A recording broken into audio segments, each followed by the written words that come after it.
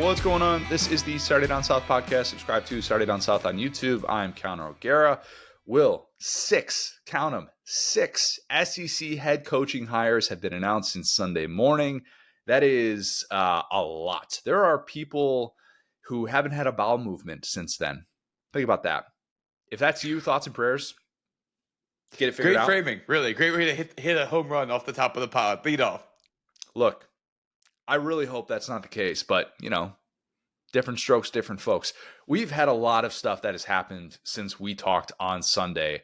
Mark Stoops fired. That came out Sunday night at like 10 o'clock, sitting there and watching some dumb Netflix movie with Lauren and like, oh, hey, why not just add another one to the fray? Longest tenured SEC head coach going to get fired. Will Stein hired within 24 hours at Kentucky. Ton of developments with those other SEC hires that I wanted to be able to kind of dig into today. So the plan that we are going to have for what's usually an SEC championship focused pod. And oh, by the way, early signing period starts today, which nobody's seemingly talking about. Yeah, that's happening. A lot going on this week. I wanted to do some coaching carousel cleanup. We're going to have SEC championship to preview. Aaron Murray going to join us, talk about those two things as well. And then lad of the week, spoiler alert, I do have something early signing period related to that. You can probably guess where I'm going. But a lot of stuff to get to today, Will. Are you ready for to go in 8 different directions for this pod? That's my favorite thing. I would love to go 8 different directions. Love it. Love it. Before we get to everything, quick word from our friends at Dabble. They are the presenting sponsor of today's pod. It is one of the newest and best apps in the daily fantasy space. They have wasted no time making a name for themselves. The social function is second to none. They offer a wide variety of sports making picks, including college football, NFL. We've got NBA going on. Use promo code SDS2 when you sign up today. Receive $25 in bonus cash. No deposit required. Again, that is promo code SDS2 for $25 in bonus cash. Courtesy of the good folks at Dabble. Will, I have a ton of thoughts I want to get to, and I want a lot of your thoughts as well here, because so much of this was unfolding in real time as we were recording. We're kind of figuring out some of the pieces to this, and we're looking at our phones. Oh, Pete Golding's going to take over. Lane's not going to coach in the playoff. All that drama with Keith Carter standing his ground and making Pete Golding the full-time head coach for Ole Miss. That was all kind of happening on Sunday. And the more I hear about this, the more I'm glad that Ole Miss stood its ground with Lane coaching in the playoff, because we've now seen multiple Ole Miss players come out and refute Lane's statement that said that Ole Miss players were trying to convince Keith Carter to let him stay on. And Lane doubled down on that in his presser at LSU. And he's like, all the national media seem to think. And that's just not the case at all. It's just not. And if you're trying to understand all of this, about how all of this is unfolded with Lane now leaving a playoff-bound Ole Miss team for LSU, if you're trying to understand just the psyche of what went into this decision and why there's been all of this bad blood, I don't want to say burn bridge necessarily, but it does at least kind of feel like it's at that place. Come back to the notion that Lane is the same as he's always been. He's the same as he's always been, except now the only difference, this is something we've talked about before, we talked about it on Sunday, is that he cares what people think of him. And he's really trying to protect against that, and it's not working. The thing about Lane is, I think I said this in the last pod, it's like the same as he's always been is a little bit underselling how kind of unique and strange some of this stuff is. Because I would argue Lane is different every day. That's the thing, is that some days I think that Lane is more sentimental. I think some days he wants to, quote unquote, do right by people. And then some days he wants to go complete scorched earth and say, bleep you. I think that I've always said I'm a big believer in you can't have two conflicting beliefs, right? And so part of that is I think the Charlie Weiss loan soccer style back to Ole Miss so that he can coach for the playoff, I think is a very interesting tidbit in this, right? Because I think that if Lane wanted to go scorched earth, it would be very easy for him to say, no, my OC can stay. I think on the other side of that, the people that are pumping the narrative of Lane Kiffin did nothing here, it was all Pete Golding, Lane Kiffin was just a face.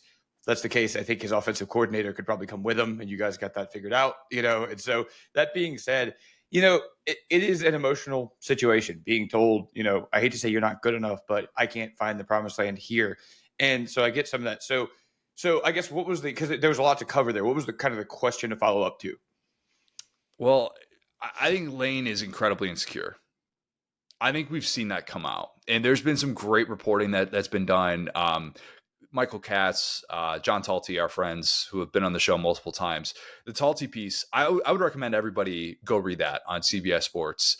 It got into some very noteworthy details with this process with Lane. If you're just trying to understand how this all went about, the psychological aspects of Lane's decision and why this was such a stalemate.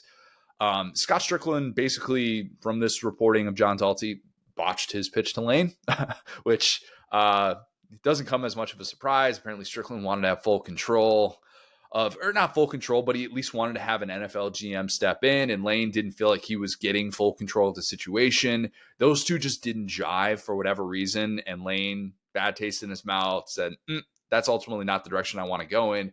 And LSU then stepped in and told him everything he wanted to hear. You could be lieutenant governor here, brother. He might be able to at this point. I wouldn't rule it out. You want a live tiger? What you want? What do you want it named? We won't even get you the lazy one. We'll get you the real mic, okay? We will. We'll do all that stuff for you. Did you see Lane shared on his Instagram story how to buy a live tiger? I can't do anything but love this guy, man. I'm not there yet. I feel a little scorned, I'll be honest. Everybody could kind of piece together that those led to this decision, right? Not necessarily surprised to see Florida announce that it's going in a different direction. But the bigger revelation from the Talty piece, Will, was why Kiffin felt that now was his time to leave. Because he didn't do the thing that he did at Tennessee where he said USC was the only job in America that I would have left for. He talked about not 3, but 4 programs that he could have gone to. I still don't know if we know the 4th officially, but Will, did you interpret that as the Tennessee Titans? So actually, and again, no sourcing here, I thought it was Auburn. I thought that they would have reached out to him. Yeah, it could be. Maybe that's the non-boring answer. Or that is the boring answer and the non-exciting answer, because obviously... I think if you're, and we even talked about this, when Hugh Freeze was like, if you're Auburn, you at least got to do your due diligence and try, which, to be fair, is exactly what I thought LSU was doing when they first entered this search, and it felt like he was very far down the Florida road. It was like, well, we tried Lane Kiffin, now we're going to move on to our guy, Yeah, so maybe it is indeed Auburn. So it's easier to just kind of assume that, but Kiffin's talking about how tough this decision was on him during the various Marty Smith reports during his press conference at LSU. Miss me with that. Miss me with all of that, because you went on a public recruitment tour and you were entertaining these 4 different places. Apparently, if you're including 4, if you at least say that it was 4 that you could have gone to, you at least know that there was interest there with Auburn and the Titans, whoever this was. You don't answer those calls unless you're set on leaving. You don't. You just don't. And why was Kiffin leaving, according to this piece from John Talty? Beyond just LSU's different. LSU's just different. Heard that many times. Mark Stoops. Lane looked apparently at Stoops' situation at Kentucky, going from being the guy who nearly left for Texas A&M, and he would have left as the winningest coach in Kentucky history. He's still the winningest coach in Kentucky history, to 2 years later being gone. Apparently, Kiffin did not want to entertain any world in which that could happen. And Keith Carter, meanwhile, is like, you've got the most job security of anybody in college football. You've won at least 8 games in your last 5 years. Why would you think that 2 years you could just go 6-6, 7-5 and be gone? And Keith Carter's right. He's absolutely right, because Stoops wasn't fired for 2 down years. And which is part of what bothers me so much with these coaches is that they are so self-aware and so smart in so many areas, and how they are perceived publicly is so unbelievably wrong. Mark Stoops was not fired for 2 bad seasons at Kentucky, okay? He is a coach on a $9 million salary who had 4 consecutive disappointing seasons with at least 6 losses. That's why Mark Stoops was fired, and because he got lazy with his offensive staff. And there were other things with that program wherein they can't even fill up the stadium for Florida coming into town, and they can't even have a packed house appreciate the fact that they waxed a team that used to just dominate them every year.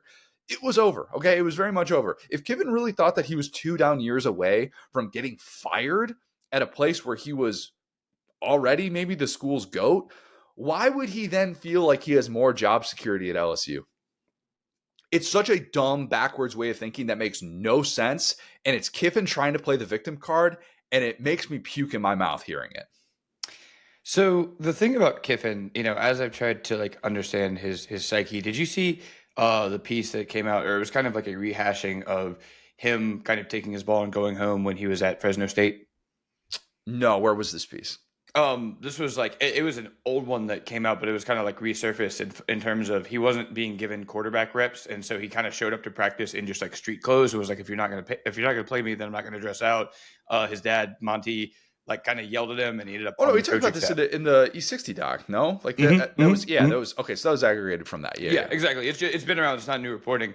But what I'm seeing is a guy who it's two different things. The unique opportunities that he has been presented in his life have allowed him to do things that other people are not able to do, right? If a regular person does something like that, they're not able to coach the Oakland Raiders, right? Correct. And remember, he was coaching the Oakland Raiders at 31 years old, like my age, which is mind-blowing to me. So you could talk about how he got these jobs, you could talk about whatever, but in his mind, he's seeing his experience as something that's incredibly unique, that is hard to relate to, which is, I think, very true.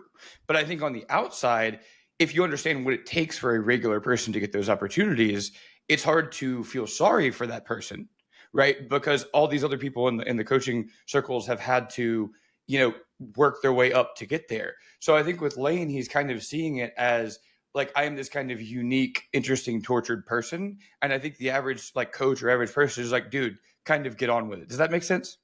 It does. And I understand he never wants to go back to the place he was at again with USC and on the tarmac and all those different things. But my God, do you lack self-awareness if you think all of a sudden Ole Miss is going to give you this extension, which you would have gotten from this process, by the way. Let's not even forget about that. You would have all of a sudden been making, what, $12 million at least, $12 to $13 million at least, despite Adam Schefter going on Get Up saying that Ole Miss just didn't want to pony up to pay Lane Kiffin. My God, read a book, Adam Schefter. Anyway, the notion that that he could have 2 bad years and then all of a sudden they're going to pay $60 to $70 million to fire their best coach in program history. What world are you living in? Like, I've just been blown away, like reading stuff about that, of like thinking that you would be in that type of position when Ole Miss has gone all in for you. All in every possible way, all the branding. They let you do whatever the hell you want. They made up a dog account to make you look more likable, man. What are we doing on that? How Juice isn't actually his dog? Yeah, like they just made up a dog. Yeah, it's a cool. I believe it's a brand partnership with like a local like kennel. Great brand partnership because they had us all fooled. They did everything for you.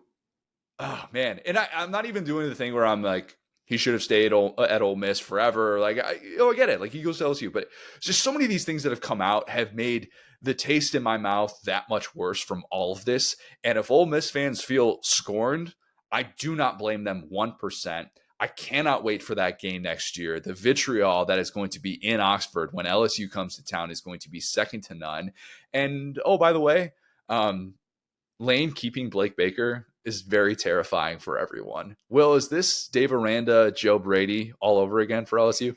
I'm still holding on because as I looked this morning, I didn't see, did Tulane hire a new head coach? That's not right.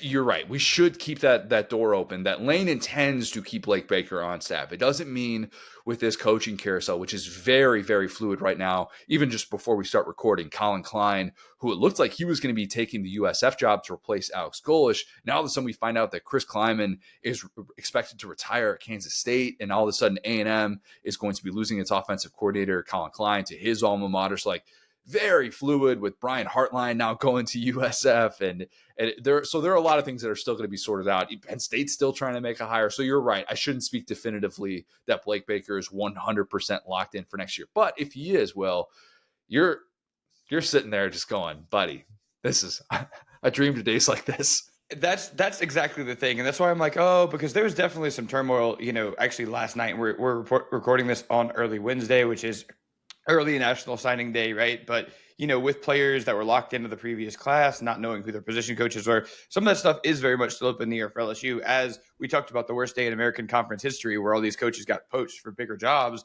Well, now those jobs have to fill. So, all that being said, the reason why I kind of like make this point about Lane Kiffin is I think that to get to the level of kind of success that he's had, you have to do some of the coach gaslighting where you say, this could be my last stop. I could never get hired again. Whereas we as external people go, you're Lane Kiffin. You're always going to get hired again. Does that make sense? Yeah. But we as external people look at him the last 4 years and know that how many times have we come on the pod with an SEC vacancy and said, well, Lane's a candidate there. Yep. That's the thing. It's because of his unique experience that he has all this experience and he's always going to be there. But he's also the hot young offensive guy as well. He's also an offensive innovator. So I think that we, the outside, actually kind of think he's more employable than he does in his own mind is kind of where I'm going here. And he's kind of locked into the regular coach thing where it's like the Sark thing where it's like after three games, you're fired. And it's like, Lane, that doesn't apply to you, dude, because you're always going to have a job because people at this point think you're independently smart. But because you have this resume since 31, you're always going to be hireable by someone. Does that make sense? Yes, it definitely does. So to put a bow on that though, as far as like this part of it, right? The Blake Baker stuff is so interesting. And what this reminds me of really, man, I feel like Ole Miss is exactly where LSU was when they lost Nick Saban. Because I remember feeling like LSU won that breakup. I remember feeling like, oh man, we kept all these guys. We're winning the SEC. Saban goes to Alabama. They're bad in year one. They fire both their coordinators. LSU wins a championship. But I had sent you a voice memo about this when I was thinking about it. What's so interesting to me is that LSU has gone against the grain. And they haven't really hired any of the Saban coaching tree. Would you agree with that? Yeah, because they've stayed away from Jimbo. They've stayed away from Muschamp. They have. Well, I guess I'm just thinking of the LSU Saban coaching tree, but I'm thinking coordinators. I'm talking about it's very rare for LSU to end up with the hot coordinator from Georgia or from Texas or from, any of those places. Yeah, Lane is, I guess, the first. Is that right? That's probably not the case. I mean, I'm sure there's some positional coach that we're just not necessarily thinking of, but for one of those top spots, yeah, I think that's very fair to say. Like, it's not like Ed Orgeron was, a Nick Saban disciple or something like that. So yeah, I mean, Les Miles, very different background. They've definitely stayed away from that. So as I look at this hire and I project it into the future, I kind of start to see what LSU's been missing. And this is like what I was telling you in that voice memo. I was like, LSU's had this expectation of being a 10-win job. And they've very rarely been that. They've either been an underachieving team that wins 8 or 9 games, or they've been an overachieving team that is one of the greatest teams 2011, 2019. But it's rare that they find that consistency that like a Georgia finds. And I think part of the reason for that is because I think LSU has intentionally avoided the Saban, CAA, Jimmy Sexton contingent of people, which has built this massive empire across college football where Alabama was the head of the snake. And then you had Georgia, Texas, down to Ole Miss. Billy Napier at Florida was a Saban guy that brought Tosh Lapoy and some of those guys over. That were even Kurt Signetti is a Saban guy, not one of the tight knit guys up here. But I say that to say there has been this framework built within college football where a lot of the top assistants come from, and I think LSU has avoided that. And I think that's why you've seen LSU struggle to fill these really big openings in ways that big jobs haven't. Like Penn State right now. Penn State's struggling to fill that opening, and like McShay reported, this is all Jimmy Sexton. This is just Jimmy Sexton trying to spite them over the James Franklin thing. Exactly, man. And I look back at all these things and I go, why did LSU end up with Jake Peets? Why did LSU end up with Durante Jones? That would never happen at Georgia. That would never happen at Texas. That would never happen at some of these big programs.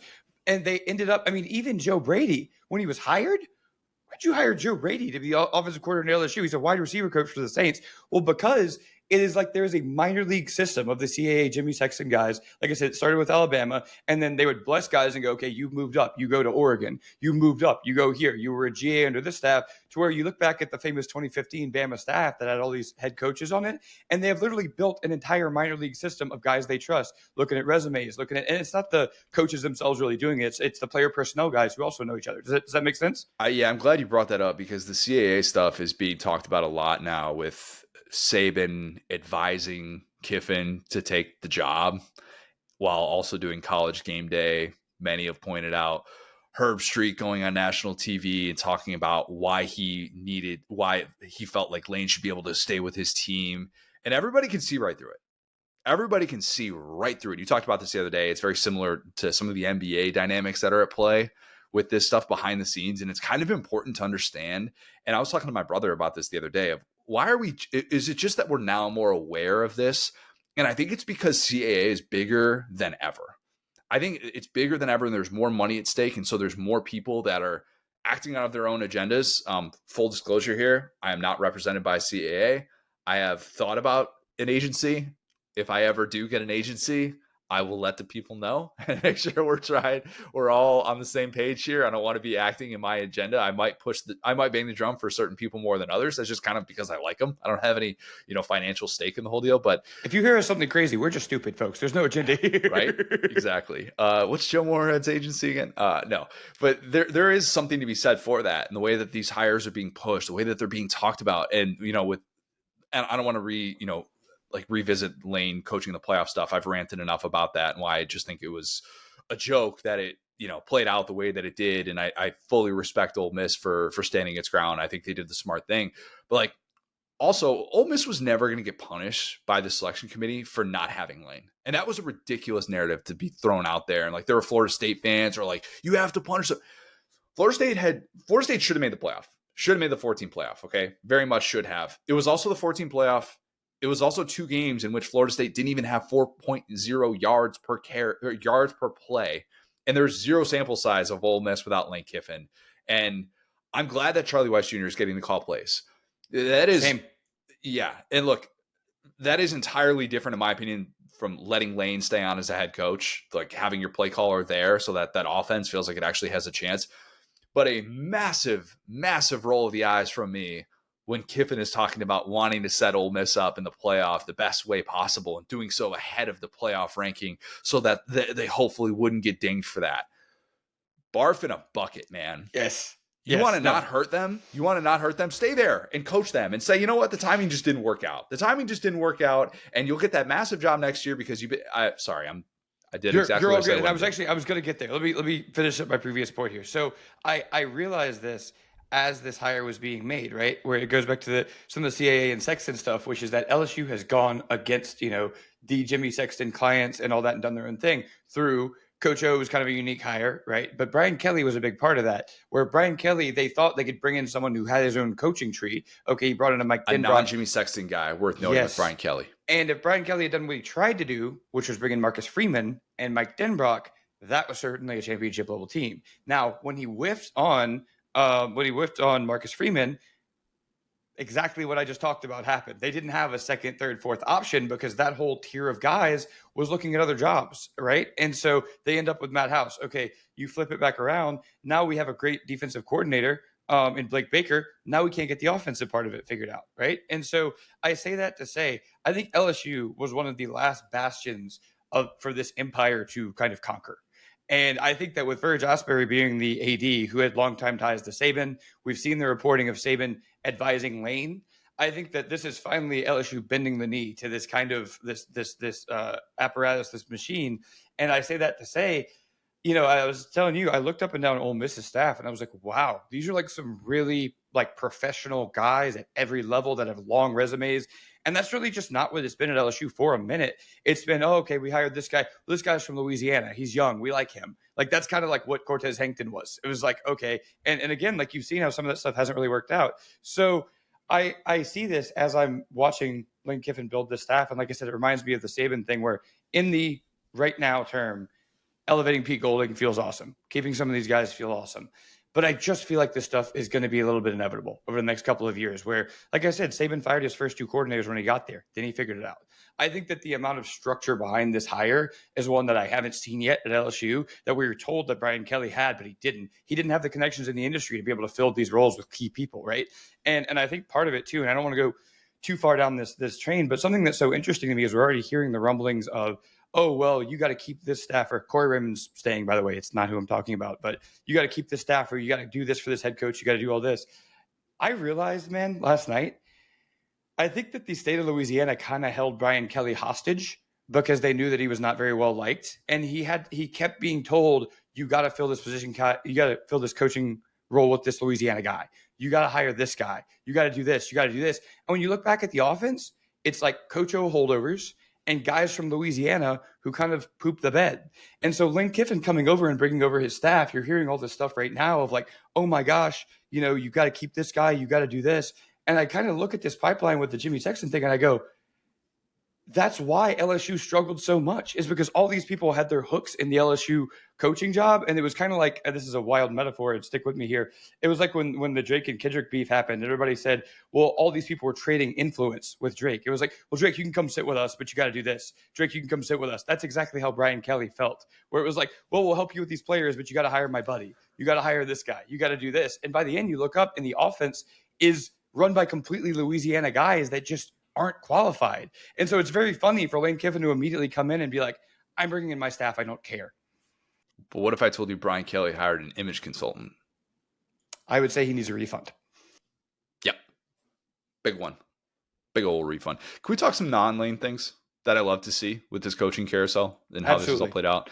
I love to see Alex Golesh and John Summerall walk into those press conferences and instantly kind of win over people in that fan base, showing how very differently they are wired than their predecessors, which is an important thing. I talked about this with Golesh on Sunday. It was fun kind of watching Auburn fans learn about him, learn that he hates golfing. I told people this. I'm like, you are not going to have to worry about the work ethic and all that stuff. Like, you're not looking up Alex Golesh's golf scores, okay? And same with Florida fans in Summerall. Like, we addressed the irony of the background, group of 5 coach from Louisiana, but that's kind of where the similarities between he and Billy Napier stop. I mean, the stubbornness of Napier is absolutely not there with Summerall. It's not there, okay? The names that Summerall had on his list as potential coordinator hires was such a great sign that he wasn't worried about his ego. He's like, I don't hire my friends. I have upset friends by not giving them jobs. He probably upset Greg Gasparato, who was his DC at Troy and at Tulane, and he, by not bringing him to Florida, just said, you know what? I know you've been with me in 2 previous stops.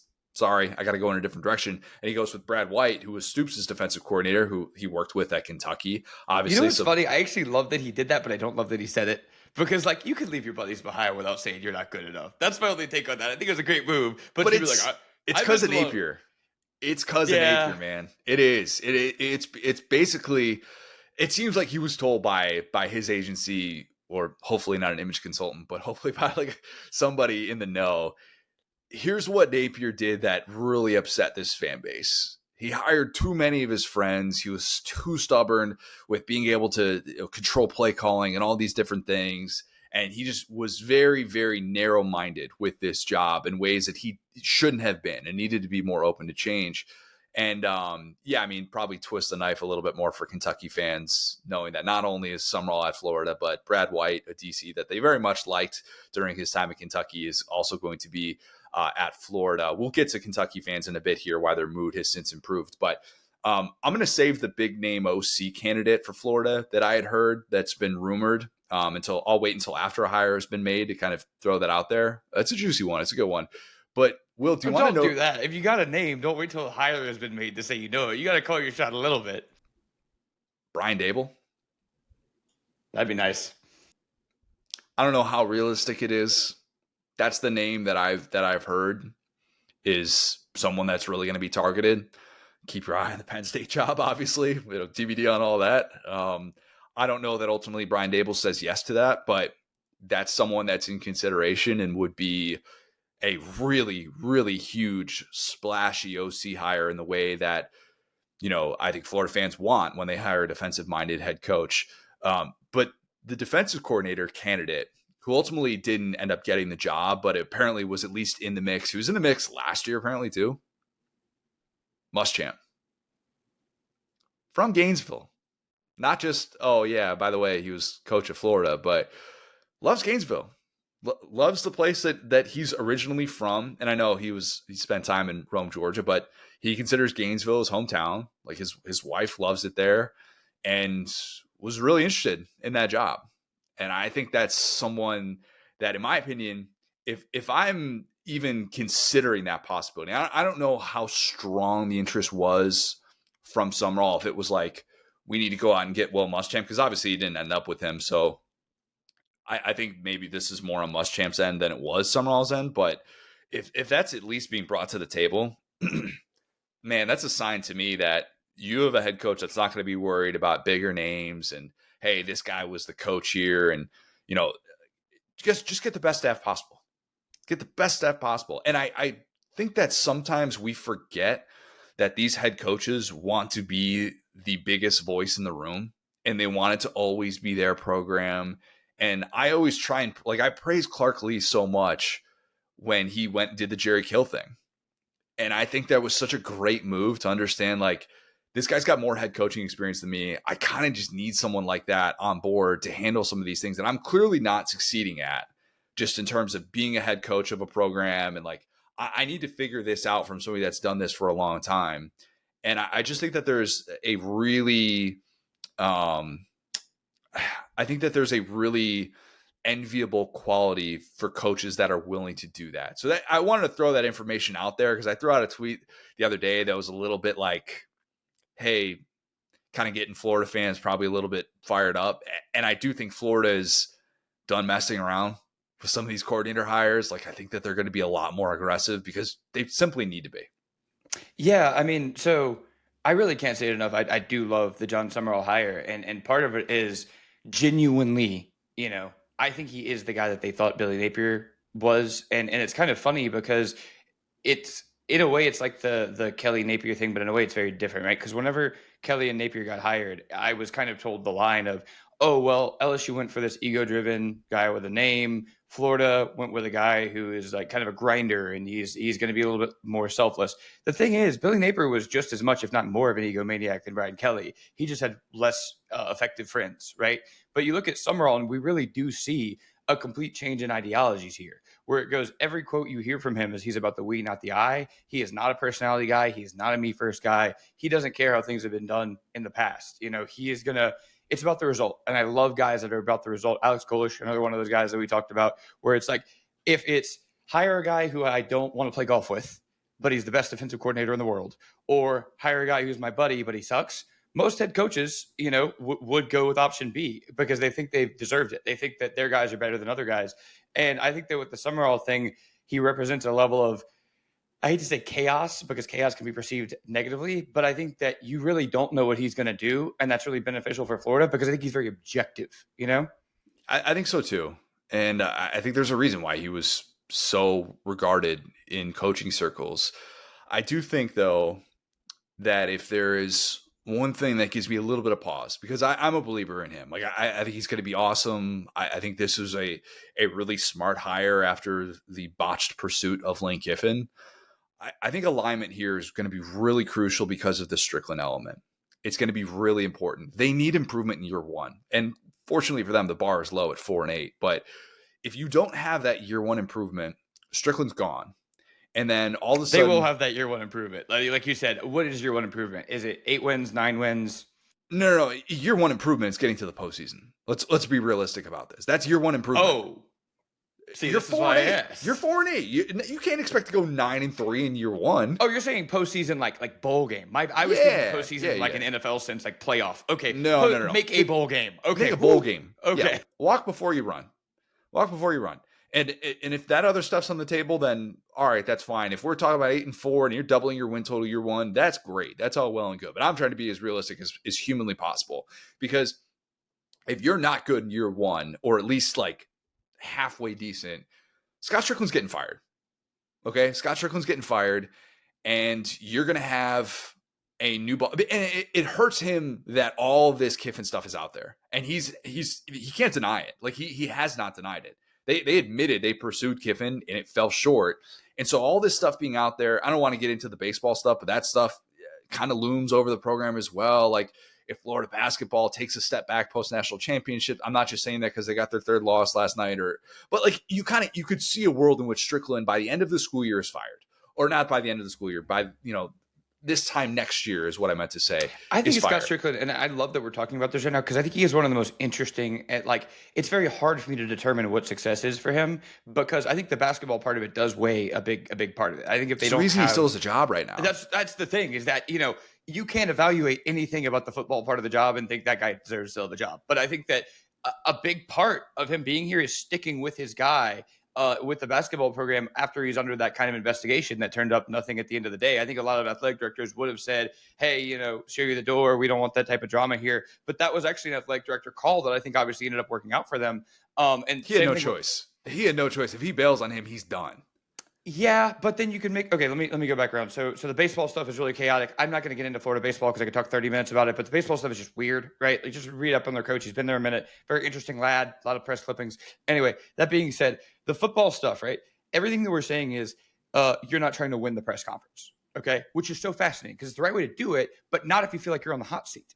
Okay, because if you're on the hot seat, you want to go get the hot coordinator. You want to go make a splash. Feels like Summerall's not that type of guy at all. So I think that a hire like Summerall, if you can show that it's going in the right direction, which I just never truly felt that way with Billy Napier, if you say, hey, this was a rebuild, I'm getting my guys in, we're improving year over year, I think if you hire Summerall, that's what you're expecting. I don't think you're expecting a 10-win team. I don't think you're expecting the number one offense in the SEC. I don't think you can be disappointed. Does that make sense? Yeah. The funny thing is that he hired someone that I realize different side of the ball, but if you look at Summerall's background, like 2 years at 2 different Group of 5 programs, his background is most similar to Urban of any of the guys that they've hired. With having multiple programs that he's been at, I'm not saying that the level he's trying to get to is Urban Meyer levels. Okay, it's a different world of college football. It's a different world in the SEC.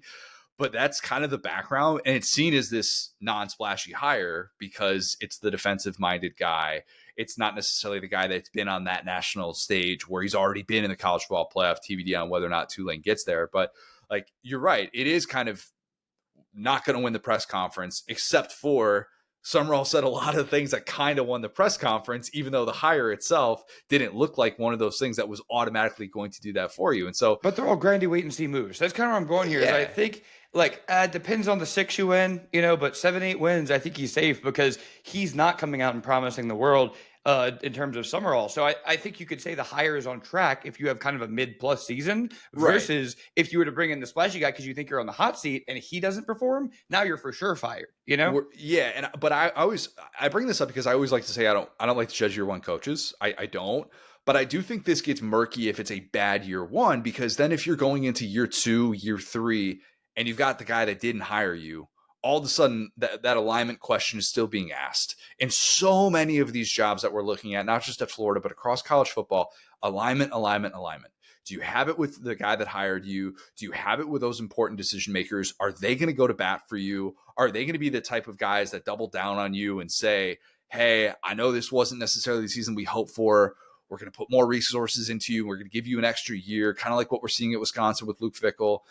That's important. And it can kind of define how these guys are going to be evaluated short and long term. So I feel like I'm bringing it up a lot. We're going to bring it up with Ryan Silverfield a lot at Arkansas. Like, it's just a really important element. And it's a much different situation than some of the other vacancies, including, the Auburn job that Summerall was linked to, and, the Kentucky job that Summerall never got a chance to be linked to. Like, Kentucky agreeing to pay a $37 million buyout to its most successful coach in program history and then pivoting to Will Stein has totally flipped the script for Mitch Barnhart. And all of a sudden, Kentucky looks like a program that's very much aligned on its vision after there was this tension with Mark Stoops. And all of a sudden, you can kind of go into year one in a different place, knowing Mitch Barnhart, he's been there for so long now. The Mark Pope thing is going to help him a lot. I think he's in different standing just because of how this hire has been viewed by Kentucky fans, as opposed to how this hire was seen by Florida fans and how it could impact Scott Strickland's future. Yes. Okay, wait, let me go back on that because so I think what you just said actually could be the funniest outcome, which is that if Summerall, okay, first off, I don't know if Summerall would have taken this job if he felt like Strickland were on the hot seat. How about that? Does anybody really know? But he had so many options. You know what I'm saying? He did. So He did.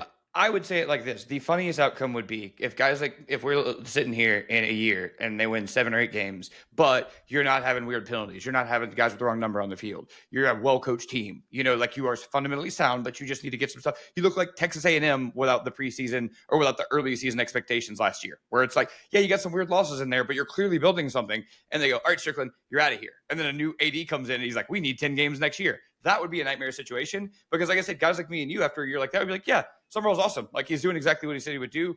I hope they don't do that because, like I said, I'm very in on Summerall, and I think that he needs to be given a runway. Does that make sense? Yeah, you've asked me like, does it make sense like 18 times this pod, and I'm like, yeah, you're speaking my language. Like, come on, well, because all this is so weird. Like we're literally talking about like I said, I could go to the baseball thing for 30 minutes. It'd be like none of this makes sense. So anyway, you want to talk Kentucky? Yeah, let's talk Kentucky. Yeah, let's do it because I think Kentucky fans went from being just devastated that the Soups thing played out the way that it did, just kind of worst case scenario with getting just waxed their last 2 games, to seeing all of these SEC vacancies filled, Summerall not being available for them, and seeing all this with the pretty girls of the dance all finding dates, and you're just there in the corner just sipping on punch going, when's it going to be my time? But I loved how quickly they acted with this Will Stein thing, because I've said some extremely nice things about him on the show. I'm admittedly upset at myself for not talking about him as a fit at Kentucky earlier. And I know so many people, myself included, were very Summerall focused for that job. But it kind of escaped me that both of his parents went to Kentucky. His dad played there in the 80s. And even though Will grew up in Louisville and played there, he grew up a Kentucky fan, which I think that stuff matters. The video of, if you've seen the video of his mom at her bakery in Louisville getting interviewed on KSR, absolutely adorable content. Really, really means a lot to that family. And Stein is just someone that has had this meteoric rise in college football, where if you've been kind of sleeping on him, man, I think you need to wake up, because they've had 3 different quarterbacks at Oregon, and he's adjusted to all of them, like the Bo Nix thing. And Bo Nix having a different offensive coordinator every year, and then becoming the best version of himself with Will Stein. You see Dylan Gabriel have a Heisman invite worthy season, going undefeated in the Big Ten, into the college football playoff. Dante Moore has been awesome this year, all with very different skill sets. And I would argue all at different points in their career. He has just been a master at adjusting to his personnel. They've had to win in different ways this year specifically because they've been really banged up on offense, and they're still making that thing go. And they're kind of sitting there like, hey, are we potentially going to get a first-round bye in the college football playoff? At the very least, somebody's going to have to come up, all the way up to Eugene. And that's not just because of Dan Lanning's defense. It's because Will Stein has been there doing awesome things with that offense. And meanwhile, Will Stein, who's had this meteoric rise as someone who was coaching as a high school offensive coordinator as recently as 2019, last 4 Kentucky quarterbacks regressed or didn't progress in the way that they should have. Progress. Stein gives you that ability to immediately address that, where Kentucky just repeatedly whiffing on development, scheme, evaluation, all of it. And Stein can step in and fix that biggest area of need. It's almost like Kentucky said, let's just make sure we get quarterback figured out with this hire, and we'll worry about everything else afterwards. As Nick Roush pointed out, very interesting that Kentucky replaced the longest tenured coach in the SEC with now someone who is the youngest coach in the SEC. Will Stein's my year in high school. Like my year in school. I shouldn't just say in high school. So me, Will Stein, Kenny Dillingham, Taylor Swift, Travis Kelce, we could have all just been in the same high school algebra class. 1989, big deal. They're here. I mean, I was born in 90, but he was the September 89. So like he gets the cutoff. So that's why I always say like my year in school instead of my birth year. Very weird. That is a wild thing to process. Also, one of my brother's friends was high school rivals with Will Stein. One of my brother's best friends, one of his groomsmen that he played baseball with at Valpo, he was high school rivals with Will Stein. Their school in Louisville. And it's just a weird thing to process that people like our age now are getting SEC head coaching jobs, power conference head coaching jobs, because it's a very new era in the SEC, like to have these 6 coaches that were hired in a 36-hour stretch. And you could pin it back to Kentucky in a second here, but I wanted to point this out because it relates to Stein. All 5 of these new coaches in the SEC, which excludes Kiffin because technically he's not a new SEC coach, but all 5 of these coaches at new places or, just hired to new jobs, whatever, born in the 80s, coming into 2025, the SEC only had 2 coaches that were born in the 80s, Jeff Levy, Clark Lee. Longest tenured coach is gone. New longest tenured coach in the SEC is Kirby Smart, year 10. He is the only SEC coach who was with his team in the 2010s. Number 2 longest tenured coach in the SEC, Eli Drinkwitz. Yeah, that's Extended. wild. He's going to be the Mark Stoops now. We've completely moved over, right? Where Saban is now Kirby. Mark Stoops is now Drink. Kirby's now Saban. Yeah, exactly. No, like in the olden days, right? Saban was like number 1, and then Stoops was like right there. And it's like those are going to be the 2 guys that just every cycle are kind of there for, yeah. Yeah, it is interesting. Yeah, our guy C. Wright pointed this out. Kirby's got 69 SEC wins. Kiffin has 36. But after that, the rest of the SEC is 123 combined SEC wins. Totally different. So yeah, wild to think that a 36-year-old head coach is replacing Mark Stoops. Very different era in Lexington, very different era in the SEC. I am fascinated by this Kentucky stuff. I think it matters a ton. And I think, you can go back to as recently as like 2 years ago and you look at Mitch Barnhart and you go, okay, we got Mark Stoops winning his coach in program history. We got John Calipari. My job is easy. Set it, forget it. I can focus on baseball. I'm one of the best athletic directors in America. And there's the breakup with John Calipari that was long due, right? Like, I'm not going to, no fault. It's not like he lost John Calipari, just because he went to Arkansas. He won by not having to deal with that buyout. Actually, yeah, that's the thing is he kind of won. And no matter how you slice it, he won that breakup by not dealing with the buyout. But it's not like he lost Calipari. If you're kind of outside of the situation, you may think, oh, he's at Arkansas now. No, everyone's happy he's at Arkansas. That being said, the Mark Pope part of this, right? So they're 5-3 right now. So earlier, kind of in the lead in, you were like, oh, like he's gotten some grace with the fans. I would argue that, yeah, the Mark Pope hire when it happened was great, but kind of this year, right? They started the year with that exhibition win. It's early. I know, but I'm saying, you talk about is it football, basketball, but it goes to show how quickly things can change in the SEC, because I think they absolutely had to nail this hire with how long, with the way that things happen with both coaches, with Stoops and with Calipari. Did they hang on too long, having to pay the buyout and Stoops, like they said, like he said, you're going to have to drag me out of there. They did, and so you wait till this entire coaching cycle is done and it's like, they're cooked. What are they going to do? And they come and they get this guy who is exactly what I think you need to hire at a place like Kentucky. And it just shows Barnhart's like not done, like, I think this is a great, like, if this had just been another mid guy, like just another like American Conference kind of retread where it's like, maybe this will work, maybe it won't. But I think Will Stein has upside. And that's something that your program hasn't had kind of throughout the Mark Stoops thing. They have had a floor. That's why you loved Mark Stoops, or why they love Mark Stoops, because he could sell tickets. There was a certain level of expectation until the last couple of years that at least you were, bowl game team. That was his big thing. We're bowl game team. Well, Will Stein could be one day a playoff coach. If you see the amount of success he's had at the highest level at such a young age, that's exactly the type of gamble that you need to take, where you might be matched up with a team that has more talent than you, but you can win schematically. And I think that's a really big deal. I don't think there's a higher, once Summerall was off the table, I don't think there's a hire Kentucky could have made that I would have liked more than Will Stein.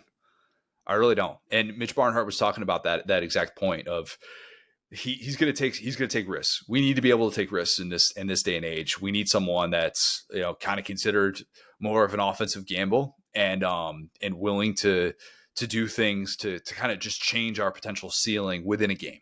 And I think that was trying to correct what obviously plagued these Stoops era times. And even though he could get that random win on the road against a top 15 team, you still felt like you had that limited ceiling. And maybe with Will Stein that changes. The energy is certainly different. He was introduced to the basketball game last night. My brother was sending me a video. They were up in they had good seats, like the front row of the second level, and the crowd just erupts for him before the start of that game. And you can just tell that was a team that you just got to hit the reset button. Like, Mark Stoops did great things, and there's a reason he was there as long as he was, but you eventually know when this thing's run its course. And now Will Stein gets to begin a new era. If we were going to do a superlative for like the hire that I'm most skeptical of, Golding, it's the easy answer. It's kind of the obvious answer. No idea what the offensive personnel is going to look like. It's got also a job that's got a higher bar to live up to than most because you're in the college football playoff, are very likely going to be there. And you've had 10 win seasons 4 times in the last 5 years. And I totally get why the move was made by Keith Carter. I really do. Like, continuity matters a whole lot more for a playoff bound team as opposed to a 4-8 team like Florida. So you try and play into that. You maintain relevance. But even Golding, who I think is loved in that locker room, is going to have questions about, like, what is he going to be able to do with a quarterback room, and is his ceiling better than 6-6 or 7-5? Because I don't think Ole Miss is suddenly going to go, oh yeah, you're 7-5. That's good enough for us. It's just a little bit different now that you've had that taste of success and you want to win the breakup. I totally get that. Never discount that. But I think he's got a tough situation that he's walking into. And it'll be really difficult for, if we're looking up 6-7 years from now and Pete Golding is still the head coach at Ole Miss, hand up, I'll be dead wrong on this, but that path is going to be an uphill climb. Yeah. And, you guys know me. I'm down the middle about everything. I've been honest about the LSU stuff. You're not done. I know, I really am, man. I mean, I if I was this fan guy, I'd be way more like, what's it called? Like, I'd be way more excited on here about Lane Kiffin, but I do see both sides of it. And like, I'd say this, like, if you just took Pete Golding and put him at a random job, how excited would I be? That's exactly what I'm saying here about Ole Miss. It's not about Ole Miss. It's not about the breakup. It's about how often do these things really work out? How often will you find your Dabo whenever you elevate a guy and you go, well, actually, this is the guy who is the brains behind it. I don't think Pete Golding was the brains behind Ole Miss. I don't either. I personally think Pete Golding is the reason why Bryce Young never won a title. And I think that was our takeaway at the time, and why he was kind of moved down that whole feeder system I was just talking about from Alabama to Ole Miss. And I think he's done well at Ole Miss as a defensive coordinator, but it's not like it's not like this can't miss guy that you have on your staff that you have to elevate or someone else is going to poach him. I mean, I think if Ole Miss didn't hire him, I don't think he's getting a call in the cycle. Do you? As a head coach, no. I mean, if we found out that Dave Aranda, who is coming back for next year, but if Dave Aranda were theoretically fired and Pete Golding got the Baylor job, would we all of a sudden say, wow, way to go, Baylor?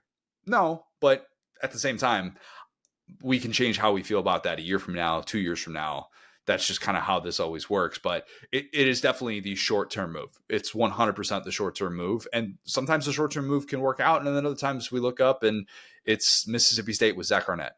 And that's a really good allegory, man. And, coming from the Saints losing Sean Payton and elevating his defensive coordinator, right? It'd be like, hey, maybe this guy, he has some head coaching experience. I think if you don't have a search, you're limiting yourself. And I think when some of the headlines are built to basically prove that you're getting the good side of a breakup like that, where it's, hey, we're going to double down on all of our coordinators, double all their salary for staying, we're going to elevate this guy. It's like, that's just bad process to me. I can't really see it another way, where you're not really holding open tryouts. You're not really thinking who is the best guy for the job. You're thinking who is the most committed to this team right now. And this is a great team right now. So I get that. But like I said, the LSU versus Ole Miss thing feels like a long-term versus a short-term play, where for the next year or two, Ole Miss is going to be super fired up about this. They got their guy, and Lane's going to be the bad guy. But I think over the course of several years, it would shock me if Pete Golding was really a long-term success at head coach in the SEC. If it yields a playoff victory in the likely event that Ole Miss hosts a playoff game, if it yields a playoff victory, but 2 years from now, it looks like it's not working out, is it worth it? Because that's the question I would ask. And I think it's a fair one to ask, because if you are in this spot and you're Keith Carter and you say, Pete Golding, you're not going to get the full-time job, we're going to conduct a full search after this season concludes, then all of a sudden, do you have guys that have one foot out the door, that are looking at other jobs, and by trying to get whatever continuity you possibly have, if that's the key thing that fuels a playoff victory for you, is it worth it? I don't know. I honestly don't know. I think there's a case to be made for it. It depends what this Ole Miss playoff run looks like. It really does. But that's what they're banking on. That's essentially what they're banking on, and why they're not going through the normal search process. It's very unique, obviously. That's why I brought the Mississippi State thing. You don't ever expect an active head coach to die while he has the job, and it just creates a very complicated set of circumstances for the AD. And I think with Ole Miss having Lane leave a playoff team, because that's ultimately what he decided to do, that is, in my opinion, still putting them in such a unique spot that it's really hard to fully evaluate that. And I can't really even fault them for going this route. I think both things are true, right? Yeah. I think that you don't know if this is your only window, but you know it's right now. And so I think you're exactly accurate. I understand the move, and I don't fault them, and I probably would make it as well from their standpoint, because your chance to, after being told I can't win a championship here, you're an 11-1 team, and you're in the postseason, you're hosting a playoff game, so your best chance to win a championship is right now. You may never win 11 games again, you never have before. Not saying that won't happen in whatever next year, 2 years, whatever it would be, but you're looking at it right now. And I think there is something to say, I'm not giving up on this team, because you're so right, especially with signing day and how involved Pete has been in the recruiting. If you were to shut everything down and reopen the search and tell these guys are not good enough, that's the other side of it, is you're totally torching something that definitely works. So I get that. I'm saying, yeah, so you chase the window, reset it in a year or two, as the Saints did, as Mississippi State did. I think that's the perfect way. Is maybe it's not something, but it's right now, and there's no reason to blow up this championship for that. Couple more quick thoughts on the coaching carousel, because I know we do have an SEC championship to preview. I told you this is going to be a long pod. You've already seen the length of this pod. It is a meaty one. But I did want to talk about Ryan Silverfield at Arkansas, because I think there are already questions about alignment, and that's been a big topic of discussion of what are those big boosters at Arkansas going to do with this hire. I don't know. I don't think we're going to know, rather, if he's going to have alignment until this time next year. Because such a pivotal thing to judge with Arkansas is how many of those guys are hitting the portal. Are they keeping the guys that they want to keep? Are we seeing guys like Isaiah Satania just go off and have remarkable seasons within the conference and not stay? Does it still feel like that situation is the case when they're keeping their top coordinators, keeping their head coach, and they're still losing, 30 to 40 guys in the portal? Because we're going to have a better idea this time next year. Like, is Hunter Yurachek gone? Could this be similar to the Scott Strickland situation at Florida? Like, I think this stuff matters. I really do. If Hunter Yurachek is gone, it's so funny to watch him on the playoff shows just be the representative of how flawed this playoff system is, and then he comes back home and it's like, oh, you hired Silverfield and you're doing 6-7 jokes. This actually, you might not get it. It's actually so wild, dude. Yeah, and Silverfield was always going to be a candidate for this job, and I listed him as one of the initial candidates. Like, I like the hire. It's not that I'm not trying to hate on the hire, but I was thinking it is kind of weird that Arkansas hired a guy for a rebuild who has never done a rebuild.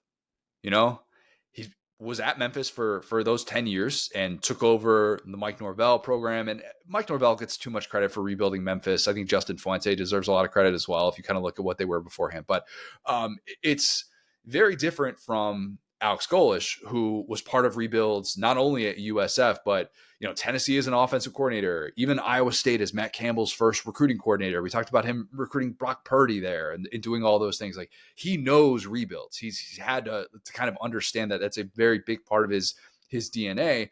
And even if that is more manageable for him now at Auburn, where he's got DJ Durkin staying on as his defensive coordinator, like, if they all of a sudden get Byron Brown to leave USF and they keep that receiver room intact, you're not talking about a rebuild with Alex Golish in the same way that you will with Ryan Silverfield at Arkansas. So, like, that, maybe that's not a totally fair thing to do a side by side to. But back to Silverfield, if there's one thing, Arkansas fans, that you want as just a little comforting thought going into next year of, man, just get me out of this rut. Get me out of this emotional, just painful, torturous rut that I experience on every single fall Saturday watching these teams lose close games left and right. Arkansas was 7-23 in one-score games under Pittman and then interim Robert Patrick. Silverfield, since he became a head coach in 2020, has 19 wins in one-score games. He's tied for 6th in FBS in that stretch. He's coached in 34 one-score games, which is tied for number 3 in that stretch. There's comfort in not having a first-time head coach. Sam Pittman was a first-time head coach, and it showed at some pivotal times, and some of the late-game management just wasn't where it needed to be. I don't know that that's going to be the case with Ryan Silverfield. You obviously have to put yourself in position to be in one-score games, and that's not a given. But a little bit of a comforting thought, because I think that Arkansas fans have felt very underwhelmed about how all this process has gone, and it'd be totally different if there was like 2 jobs available in the SEC, and they had to kind of, okay, like, we get it. The LSU job's open and we're not going to be able to get the same pool of candidates that LSU is. But seeing the hierarchy play out the way that it has, I think has made this sting more. Talk to me in a year about this job. I'll have a better idea of it. Yeah, I unfortunately think this just isn't over yet. It's exactly what you just said. We got to wait. I think something that's so troubling to me is that Pittman was, no matter who you talk to, seen as this like players coach. Like players love him, da, da, da, and yet they had the attrition they did in the portal consistently. Alignment. And that's what I think. Like, say what you will about Sam Pittman, but I think it's going to come out that he took a lot of the brunt of that, because at the end of the day, like, and I know this from like a Coach O standpoint, he didn't have a lot of those problems where it was like guys really did want to play with him. Now he was, not qualified to be a head coach in a lot of ways, but that's a different issue than guys wanting to play for you. And I think that if Arkansas made this kind of vibes higher with Pittman, what you should be able to take from it is player acquisition. They saw the strong coordinators early on, and it was perceived as like a good thing. But now it's like, what is the identity of your program? I do genuinely believe that Arkansas could be a sleeping giant in the SEC. I don't think his leadership team can get it done. I really don't. I think that you see how they can make like the cow move in basketball and kind of bring at least new energy to the program. I don't see what's stopping them from doing that in football. I know Arkansas is not a talent-rich state in some of the way that these states get talked about, but it is really the only FBS competition in that state, and you have the ability to go down south under the SEC. You have the ability to go out west, and you recruit Dallas very well. It's always a big part of that job. I think it's an underrated job, and I think that they've bungled it so badly that in the NIL era, we don't know what these boosters are capable of, and that's partially the boosters' fault because lack of alignment is on them as well. But I don't know that this is the guy that's going to bring all those people together. I think it's more of a stopgap to your point. And the tough part is it could delay the inevitable if he is able to kind of get, one of those 7-8 win seasons. But I think there has to be someone in that building that can get everybody to marching to the beat of one drum. And I think we're on the same page there. Yeah, I think they've lacked it. And I think Arkansas fans have seen that. And that's what's very frustrating is it's a great fan base, but it doesn't necessarily feel like everybody is rowing in the right direction. Last thought on this before the SEC championship. I do think that there is perhaps more appeal with group of 5 coaches. I think we've seen that play out during this cycle, especially the American, where that you're going to recruit a lot of these guys from the portal.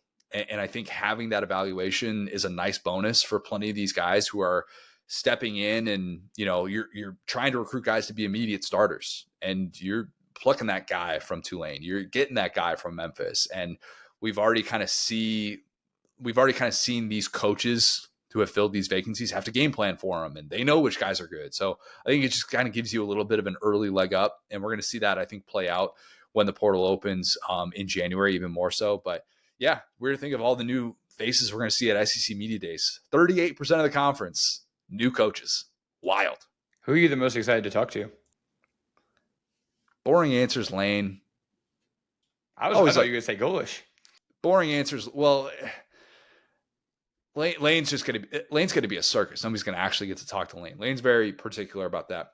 Golish, though. Golish, yeah. And I mentioned, like, I'm not going to sit here and pretend like I know how Will Stein comes across in these settings either. I don't know how much Oregon makes him available to the media. I haven't really seen a whole lot of his moments yet. I've only seen kind of the introductory stuff at Kentucky.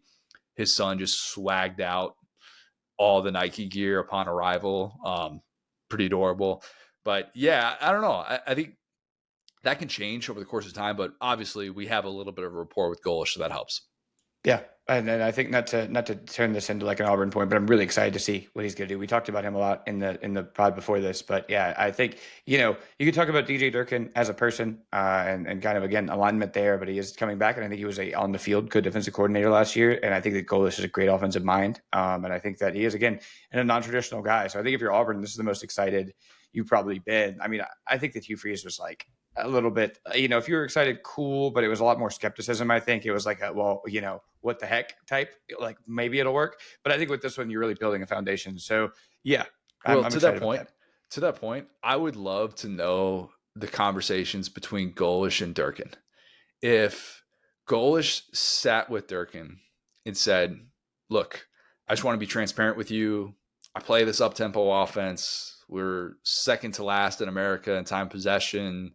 I think the year before we were dead last. My MO, like we operate with tempo. Complementary football, not really what I'm known for. You okay with that? Like, is that something you could work around? Is that going to be, a sticking point? Are we going to be at odds if you're staying on staff?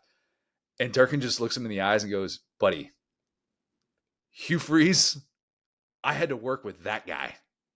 We'll figure it out. Probably went a little bit something like that, or at least it did in my head. Yeah.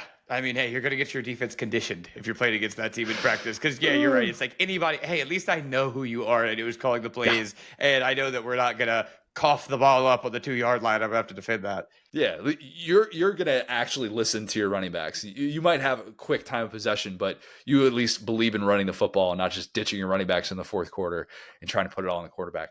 All right. I know that was a lot. I knew we were going to probably do like an hour on the coaching carousel, but SEC championship, Will, it is indeed happening on Saturday. Number 9, that's right, number 9, Alabama against number 3, Georgia. Georgia's 2.5-point favorite. The over-under I have is 13, count of 13 third down conversions for Alabama. That's what they had the first time that these two teams played back in September. As we'll get to with Aaron, so many of those points were scored early on because of those third down conversions, and it just kind of made it easy to forget that Alabama was scoreless in the second half of this one. Still had some deep possessions and still converted some key third downs, but that was a huge issue for Georgia early on in the season. Lack of a pass rush, very well documented. We've talked about it a ton. They're much improved on third down. Really, over the course of the last month, they were 28% with their opposing third down conversion rate in November, thanks in large part to an improved pass rush. Can't have a lack of a pass rush against Ty Simpson. We just know that to be true. You watch teams like Auburn and Oklahoma, the way that they tried to send pressure at him, and it makes you wonder if there is a very clear and obvious game plan for Kirby Smart and Glenn Schumann in this one. But by the way, Ty Simpson has 11 turnover-worthy plays this year when blitzed and 3 when he's not blitzed. Seems kind of obvious there, but he can still pick you apart while taking a hit. We saw that in the Auburn game. We have seen teams that have tried to blitz him a lot and then have not gotten home as well because Alabama can mass protect. I thought Auburn blitzed more than anybody all year against Ty Simpson. And I went back and looked at the numbers. That was not the case. They blitzed a lot, but 53%, well below the 66.7% blitz rate that Oklahoma had. I was going to say LSU and Oklahoma were sending it after time. Every play was like, okay, this guy's coming. Yeah. Georgia blitzed only 51% of the time in that first matchup. Didn't get home once. Only 6 pressures on 21 dropbacks with blitzes. So that's why you can't just say, hey, send pressure. It's not automatically getting home every single time. He can obviously get rid of the ball quickly. Alabama is not a total liability on the offensive line in the way that some others are. So that's a little bit more complicated than simply send everything in the kitchen sink. You have to be able to get pressure. At least Oklahoma had 8 pressures and 4 sacks off of those blitzes, and it was pivotal in that game. It does feel like that's going to define this game. It really does. Because if Alabama doesn't have Jam Miller, who we're doing this again before injury reports come out on Wednesday night, he left the Iron Bowl on crutches in a boot. That would be another reason why it could be tough sledding for a ground game like this that has struggled this year against a run defense that Georgia has that's 6th in the country against the run. Story of Jam Miller's season, Will. Story of his year. Play his best game of the year, play his best half of the year, and then leave his best game of the year. Happened against Mizzou. It happened against Auburn. Daniel Hill didn't even play when Alabama and Georgia met back in September. Would expect to see plenty of him with or without Jam Miller. What should we expect to see from Georgia's run game as it works through a key injury with Drew Bobo? Don't know. Don't know that he's going to be playing. The Bobo's just holding up the Georgia offense like Atlas. They are. Very much, man. We'll get to it with Aaron, but that feels all of a sudden like a huge storyline moving forward. Wouldn't surprise me if Kirby's trying to play the long game with that all-important center position, especially after seeing how much Georgia struggled to run the football in the second half against Georgia Tech. The question is, does that change Georgia's approach? And is this less of a balanced offense? Because it's been a pretty balanced offense most of the year. It's not that you need perfect balance to beat Bama, but you do need to avoid what is, I think, an improved Bama pass rush, being able to pin its ears back against Gunnar Stockton. Bama in that first matchup was much more content to sit back in coverage. They're like, hey, let's see if Gunnar Stockton can kind of pick us apart. They only had 5 pressure dropbacks all game against Stockton. Georgia Tech did not blitz a whole lot either. in that matchup last week. How much does Kane Womack try and lean into that? Or is that not something that'll translate if he's assuming that Bobo is just going to be really conservative? I don't know. But there's a great chess match that's going to go on between these two teams. Why does it always feel like when these two teams play, it's just a tale of two halves? It's just two different football games that these teams play. And maybe it is because these teams are really good at making adjustments. And I'm not going to pretend to know every little adjustment that these teams are making. I'll leave that for the X's and O's, Brooks Austins of the world, who can actually sit there and break that down in real time, the Cole Kubelicks. But I feel like these two teams are really good at making adjustments this year. They have been. And, Will, I've buried the lead a little bit here by not mentioning the obvious. Hey, Connor, can we talk about Kirby's 1-7 record against Bama? Can we talk about it? Sure, Connor, we can. I'll also talk about how in the second half against Kalen DeBoer, Kirby has quietly outscored Bama 34-11, 2 key lapses on one on each side of the ball. That very much changed how we're talking about this rivalry currently. And that's not my way of spin zoning this for Georgia. But Bama has jumped out to double-digit leads in both of these DeBoer-Smart matchups that we've seen. I don't necessarily think that Kirby has been thoroughly outcoached by DeBoer, even if it does look like maybe DeBoer also has Kirby's number. I don't know that that's a fair takeaway. Do you agree with that? I mean, I'd say it comes down to, you're right, tale of two halves. This is simplifying, but it really does come down to 2 plays, right? It's the Ryan Williams play last year. It's the Cass Jones play this year. I think it's even the dropped touchdown that Georgia would have had to take the lead against Bama in a game this year is what I was thinking. Yeah. And then I was thinking the Ryan Williams play last year too. Yeah. Yeah. Point being, it's a couple of decisions. It felt like some of the Saban stuff was a lot more inevitable, at least than the DeBoer stuff. But as we've talked about DeBoer, that's kind of his whole thing. Again, why did he go for it on 4th down in the Iron Bowl? Because he's that guy. Because he always gets it. Because it is inevitable. So maybe it feels a little bit less. But I think that, you hit on some of this stuff. I think what's so fascinating here is, for these two defenses, right? Like Kane Womack, I'm going to give this dude his flowers, man. I think he's night and day different than he was last year. I still don't feel like I was exactly wrong. Like at any point last year, you could kind of look at some of their numbers and be like, oh, well, they turned it around. But what he showed to me last year was a guy that was impatient as a defensive coordinator. He was a guy that sat in the same coverage too often. He was a guy that sent blitzes too often. He was a guy that was not malleable with the game. It was like he was trying to out-talent people on defense, which is pretty hard to do in the SEC. There are a lot of good offenses. This year, if you go through and look at what, their pressure rate, Alabama is number 1 in passing defense in the entire conference. That is fundamentally a different person than Kane Womack was last year, because last year it was more about the chaos. It was more about the big splashy plays. This year it's on a per play basis. You don't want to hang out with the Alabama defense. They're a bad hang. They're going to find a way to shut you down. Yeah, they have talent. Yeah, they have these monsters up front. Yeah, they're going to hit you. Yeah, they're going to find crazy turnovers like they had in the South Carolina game and in the Eastern Illinois game. Auburn game too. Yeah, they're going to have weird stuff is going to go their way because that's Alabama, right? But it is more about it's not this gambling defense like you've seen at Ole Miss or at LSU, where it's like, well, if you could just survive this pass rush, you could kind of get the ball out. With Alabama, it's almost like we're living on a per play basis, right? And so that being said, on the other side of it, you talk about how to get to Alabama and it's pressure. And that is something that Georgia has been, I think it's safe to say this now, the worst in the conference at. They're last in the conference in sacks. They're last in the conference in tackles for loss.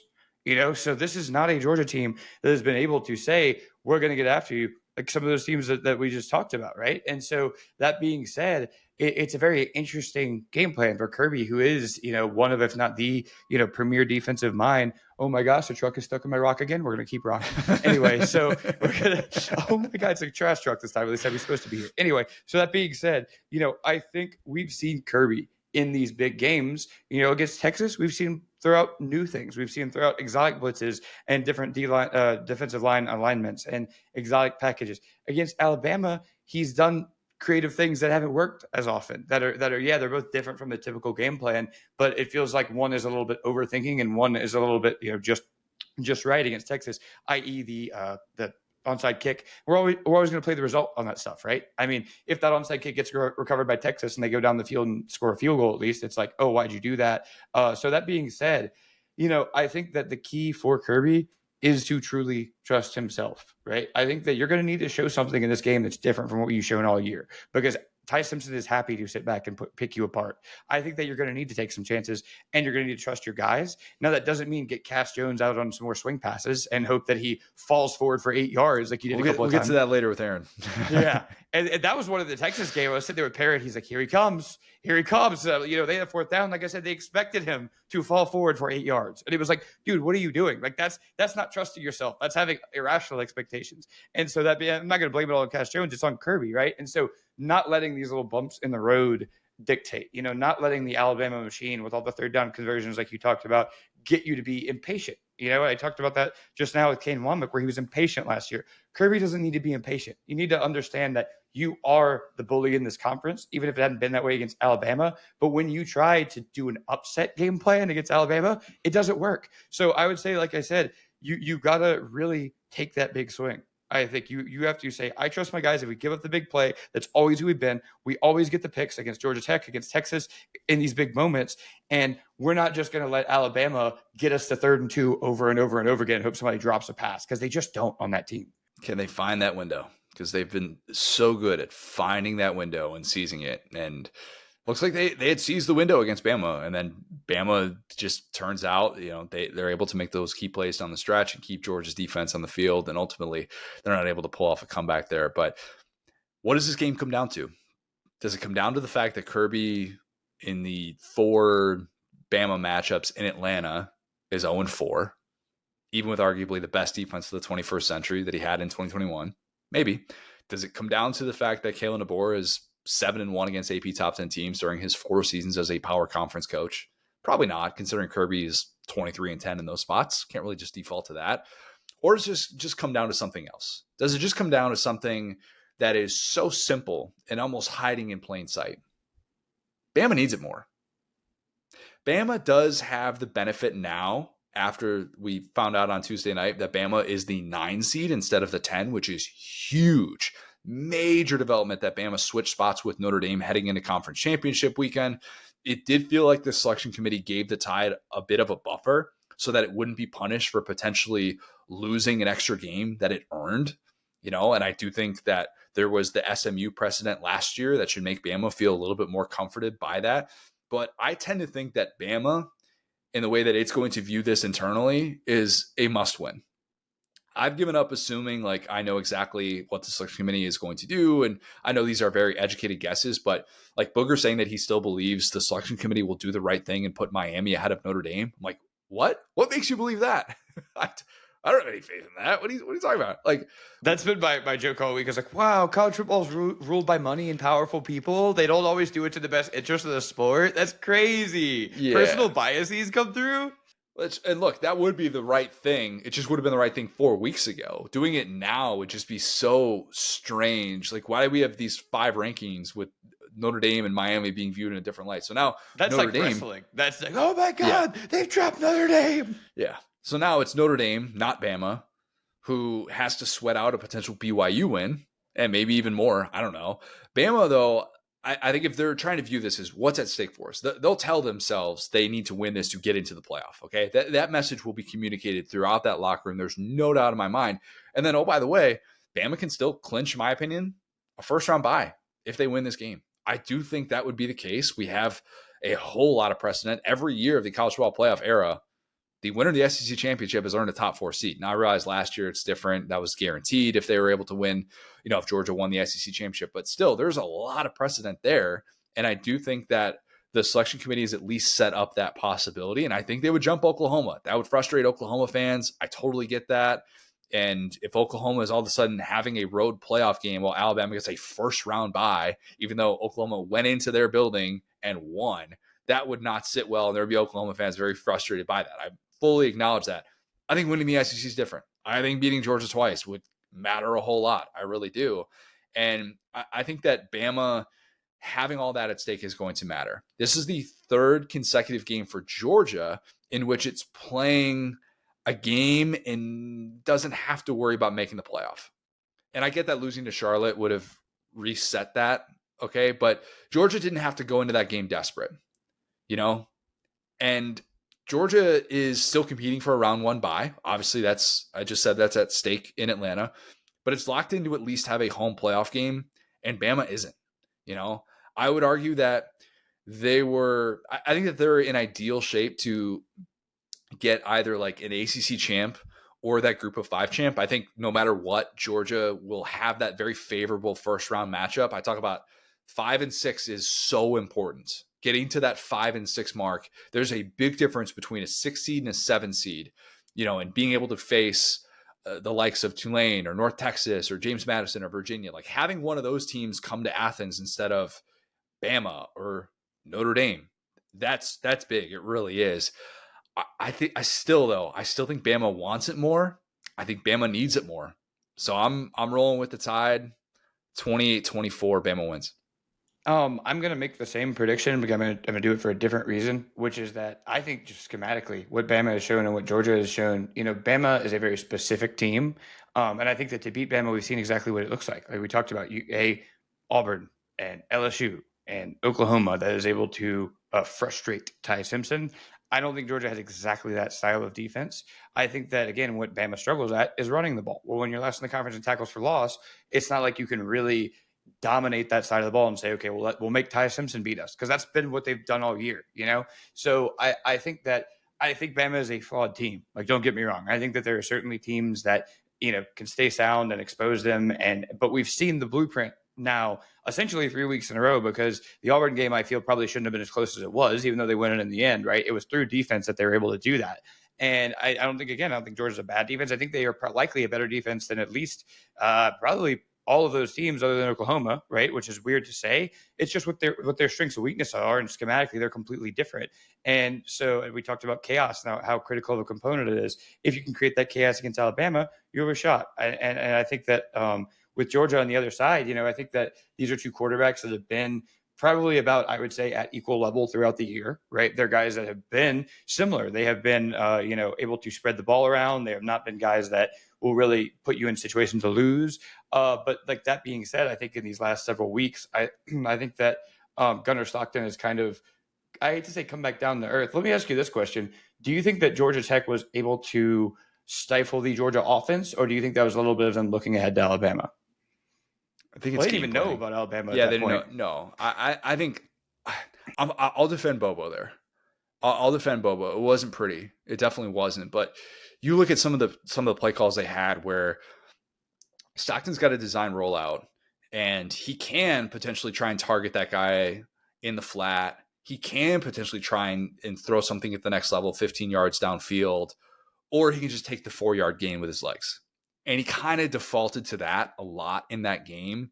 And obviously, without Drew Bobo, their ground game changed. Now they're going to be shuffling. If they're shuffling pieces on that offensive line, you've got maybe a week to prepare for that. That could be different as opposed to trying to do that in game. So I'm not going to say that we definitively know what that's going to look like. But I think they were trying to be conservative. That was a survive and advance type game. And I do think that they have shown us throughout this year that they're not always like that. And maybe Georgia Tech unlocked the code. I don't think there's enough of a sample size to say definitively that Gunnar Stockton is going in the wrong direction, because the last meaningful game before that, I mean, he was awesome against Texas. He's been incredible in their biggest games of the year. He was really good in the second half of this game against Bama. So I don't necessarily know that would be the case, but we'll play the results. If Georgia all of a sudden is just getting waxed and it's 28-7, we're like, what's wrong with Georgia? That's maybe not a good sign. But Georgia can also spin it as, if they lose this game, as long as Bama's not the matchup that we're going to see, we feel pretty good about our chances. That's kind of the upside of even if Georgia walks out of Atlanta with yet another loss to Alabama. Yeah, and it can be a little bit, confusing too, because I would say this about the Texas game. It was a little bit of let's say an ice cream sandwich game. First two drives, they looked awesome. Are we talking regular standard ice cream sandwich, or are we talking Chipwich? Because those are two very different things. Okay, let's go Chipwich because the outsides are better. There you go. God, I love a Chipwich. Okay, so great. much, There Will. you go. The outsides are better at a Chipwich. So first two drives against Texas, oh my gosh. I mean, this guy is and this is Stetson Bennett the fifth. But then we have kind of that hollow middle there. We have a couple of quarters where the offense is not really moving the ball. There are some weird reads. There are some weird turnovers. Then you come back at the end of the game, in crunch time, and Gunnar Stockton's awesome. And so in the aggregate, the game log and the statistics look awesome, but against a team like Alabama that is not struggling offensively the way that Texas is, you really can't have that. And so I would say that conservative approach is exactly what Kane Womack would want, right? He would want you to take the 4 yards. And that's why I laughed so much last year at quote unquote like the swarm defense, because the swarm defense doesn't work if there's poor communication. The swarm defense doesn't work if there's insubordination. Your safety's yelling at your coach where they should be swarming. This year they do have a swarm defense where, hey, we'll let you have that 3 yards. We'll let you have that 4 yards. You got to go in on third down now, And so I think that we need to get into what Georgia excels at, which is when they trust their run game. And to Gunnar Stockton play action and those bootlegs is like a thing of beauty, man. When they can get the defense to suck in those linebackers and respect the run and start to pressure interior, and Gunnar Stockton just gets moving. He has this smoothness to his game where it's just like, okay, easy, And I think when they try to turn him into something that he's not, where it's like, hey, basically either kind of go out there, win the game, or we start getting into the Bobo special of the swing passes and moving sideline to sideline. I don't think it's going to work against Alabama. I think that specific thing, we joked about Cass Jones, but it's a reality with this offense. And that's kind of the one thing that Bobo has kept consistent is that he will kind of attack those hash marks of the defense. I don't think that's something that you could do against Alabama. I think it's going to be more about the interior pushing, like genuinely saying we're going to commit to running the ball and then capitalize off those opportunities and taking the shots downfield. If you're Stockton and you're in phase and you're on time versus getting into kind of a third and long because you had a couple guys get tackled behind line of scrimmage and whatever. And so, yeah, I think that they need to, again, just kind of let them play their own game and not get cute. Biggest takeaway from that, I'm going to Publix and getting a box of Chipwiches tonight. Oh, yes. So good, man. So good. Never has a Chipwich ever missed? We need a cookie cake at a Gunnar Stockton. We need all cookie. We need no ice cream filling. We need no nonsense. No, barely even any icing. Let's just get right to the exterior of the Chipwich. I think that's the game plan for Georgia today. I do love a cookie cake.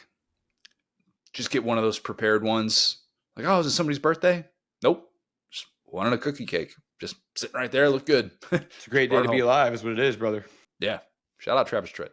Lock of the week. We're 7-7. Back. Hit Iowa -6 easily at Nebraska. Cinnamon rolls and chili. Not enough. This week, we're going to close the year over 500 and making you money. That's the goal. I'm going back to a pick that kind of sparked the latter half turnaround. Texas Tech, 12.5 point favorite against BYU Big 12 championship. Very difficult to beat a team twice in a season, as we just discussed, unless you're Texas Tech. Won each of their last 5 games by 3 touchdowns or more. First 6 games of the year, nothing but wins by at least 3 touchdowns. Lone game in between, Baron Morin hurt, Arizona State loss. They have been dominant the vast majority of the season. And you could say, well, Tech's offense, they kind of struggled in that first BYU game. BYU also had less than 4 yards to play. LJ Martin totally bottled up in that game. Maybe it's an emotional lift after what played out earlier this week with Kalani Sitake, by the way. Speaking of cookies. Pronunciation. Speaking of Crumble, my God, Crumble CEO stepping up, making sure that BYU doesn't lose its coach to Penn State. Oh, college football, man. You know what? We're actually representatives of Big Crumble. BYU, if you want to get after us, give us a free Crumble. We'll do your bidding, actually. Crumble, overrated, properly rated, underrated. I think it's properly rated. I think it never misses. It's not the best cookie you've ever had, but when you're doing like an office party or something, no one's going to leave that disappointed. It is nice that you can cut if you prepare the crumble setup, you can kind of cut them into little slices, make sure everybody gets a piece. I think you have to do that in an office setting though. If you're just going up there and grabbing a whole cookie when there's 6 of them out there, this ain't donuts, all right? Connor, I'm glad you brought that up because that's one of my favorite social experiments is to literally get crumble cookies and see who has the juice to just pick up a whole cookie. Because most people kind of walk up and they verbally say to no one in particular, I don't know if I need a whole cookie. And they kind of look around and like, you're right. You got to like a person like you want to cut the cookie up and give people these choices. A person like me, I like the viewing experience of watching people decide, are they going to judge me for getting a cookie? Cut yourself off a little slice. Nobody's going to hate that. Don't take a bite of it. Just cut yourself off a little slice. Do that. And if you're at Virginia Tech signing day with James Franklin, and you've got a box of crumble cookies sitting there on the table for no particular reason at all whatsoever, just cut yourself off a little slice, just do that. Anyway, Texas Tech, they are playing for a lot. They very much are. And I know that Tech is in the spot where I think they're in the playoff if they lose this game by 3 touchdowns. I think the selection committee really appreciates the ball control, all that stuff. They've passed the eye test, but I don't think they want to test that. Plus, first time ever playing the Big 12 championship. You could potentially earn a round 1 bye if you win this game. Kind of TBD on how that's going to play out with the 2 Big 10 teams, 2 SEC teams. But there's just a lot on the line for a program that hasn't had a reason to be on the national stage this late in the season. Just has not. If this happens, Sunday lacks intrigue with who's in, who's out, and it's kind of all about seeding, because I think even if Duke wins, I think we're going to know that 2 group of 5 teams are going to fill those 11 and 12 spots. And I think we'll have a really good idea, like Bama and Notre Dame, and how that's all going to play out. So there's the path to chaos can actually kind of stop at, like when this game is over at 3:30, and there might not be a whole lot afterwards where we're left kind of figuring out, oh, is this team getting in? Is this team getting in? I know nobody wants to hear the selection committee could have it easy on Saturday night, but they could have it very easy on Saturday night if this plays out. It could be easy for them. Doesn't mean they'll make the right decision. Doesn't mean they'll make it easy. Good point, Will. But that's the thing. We have to limit. It's like we have to put blinders on the selection committee. Oh, do we think about? No, you shouldn't think about this team, actually. They're trying to tell us that, unlike last year when they said that they weren't going to slot teams that were idle going into conference championship, they've tried to do a pivot and say, everybody, we're going to reevaluate everybody's resume. Will you? I like they just kind of said we're crazy this year. Like they just showed up. We're like, you know what? We're going to do whatever we want, dude. Do something about it. Good for them. Man. They're making this up as they go. I love seeing Bruce Feldman's tweet in response to our good friend Kevin Clark. I'll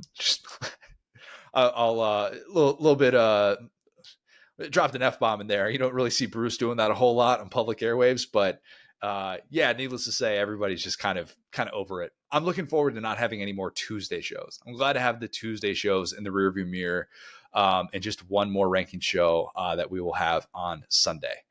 All right, let's kick it to Aaron Murray. Great to catch up with Aaron, talk about this wild coaching carousel, and oh, by the way, the SEC championship. So here is Aaron Murray.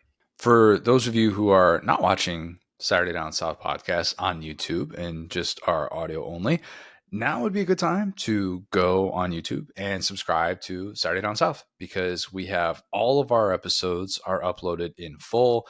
If you like watching our individual game breakdowns, you're like, hey, you know what? 2-hour pod, that's really not for me. I really just kind of want to hear about my own team. That's fine. Saturday Down South on YouTube. We're going to have all of those matchup breakdowns. We do every single power conference game. We preview, we recap that involve the SEC. So we have so much content right now on Saturday Down South on YouTube. We have YouTube exclusive videos, and sometimes we'll do interviews that are just on Saturday Down South on YouTube. So definitely go subscribe. Please do that right now. Now excited to be joined by a very special guest. It is the one and only Aaron Murray. Aaron, we are going to talk all things SEC championship, I promise, because Georgia, Alabama, they are playing a football game again, in case you forgot over the course of this weekend. But give me your take on all this Lane Kiffin stuff as someone that kind of knows what it's like to actually have someone in your corner, to be, going into the postseason, having meaningful football games. Like, what did you take away from all of this and the way that it played out? I always say, like, I wish I played in today's era so I could make money. And I still think that would outweigh some of the negatives of everything else going on. It's just weird. Like, a little more than a decade ago when I played, like, you never worried about, even when your teammates sitting on a bowl game, like regardless of what the bowl game was. Like, I remember even my freshman year, we didn't play in a great bowl game, but guess what? AJ Green still played in the game, even though he's going to be a top 5 pick in the NFL draft. So, like, you don't have to worry about coaches leaving in the middle of the season or getting fired in the middle of the season. You don't have to worry about players opting out or transferring. Like, you were there with your boys for 4 years, 5 years, whatever it was. And I think that's obviously significantly different. So we have to take the pros and the cons. Like, yeah, you have more freedom. You obviously are getting paid a lot more than we did because we didn't get jack squat. But it comes with just this uniqueness of where we are in today's game. And that's coaches leaving left and right, your teammates. You don't know who's going to be your teammate heck, tomorrow. And it's especially the next season with just the roster turnover. It feels very much like an NFL locker room instead of a traditional college locker room. So like I said, there's a lot of things that need to get cleaned up.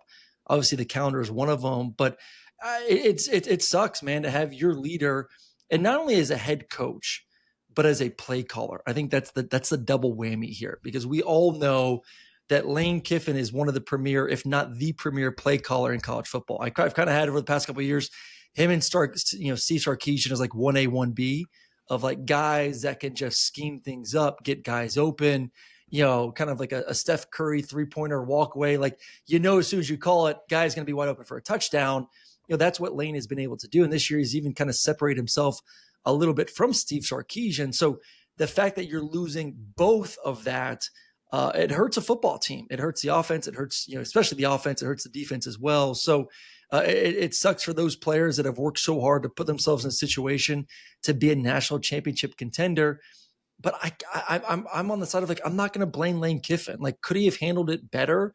Could he have been a little less wish-washy during the whole process? Like, yes. But like, if you get an opportunity to go be the head coach at LSU, you're going to look at that seriously, and you're going to take the time, because his past has not been pretty. Like, there's no doubt about it. The whole conversation and whatnot of, what happened at Tennessee to Alabama, to the Oakland Raiders, to USC, like, and now Ole Miss, it's been an ugly exit. But if you get an opportunity to go to LSU, there is not a better opportunity after that.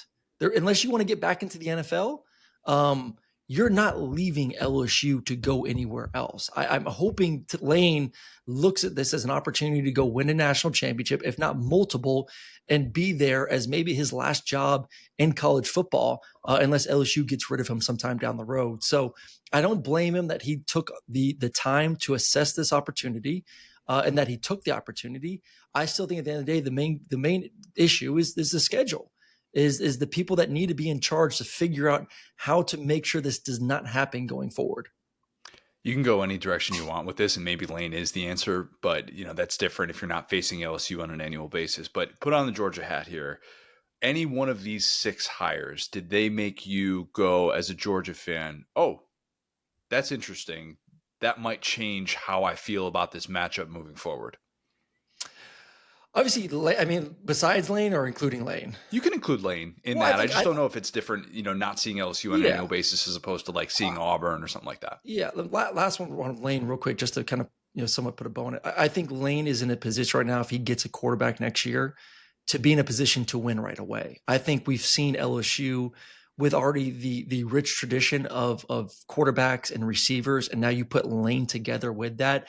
People already look at the brand of LSU and think that. They think Jaden, they think Burrow, they think all those receivers, and now you throw Lane with that, like, they are going to be top-notch contenders immediately. I'm really excited to see LSU going forward. I think Lane can win a championship here in the next few years. So obviously that does affect Georgia when it comes to competition just in the SEC alone.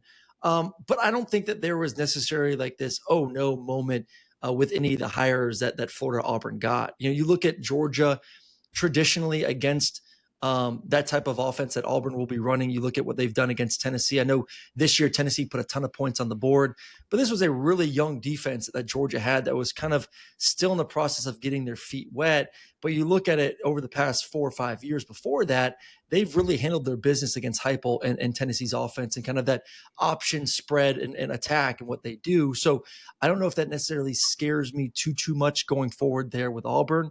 I love Summerall. I think if there's a coach that is going to build and try to build a program similar to what Georgia has and what Alabama had under Nick Saban, I think Summerall is going to be that type of personality. He's going to try to build that type of program.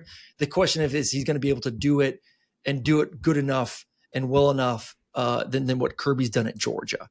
That's going to be the question there. But like, there is not this, neither coach currently right now is in the top 10, top 15 coaches in college football.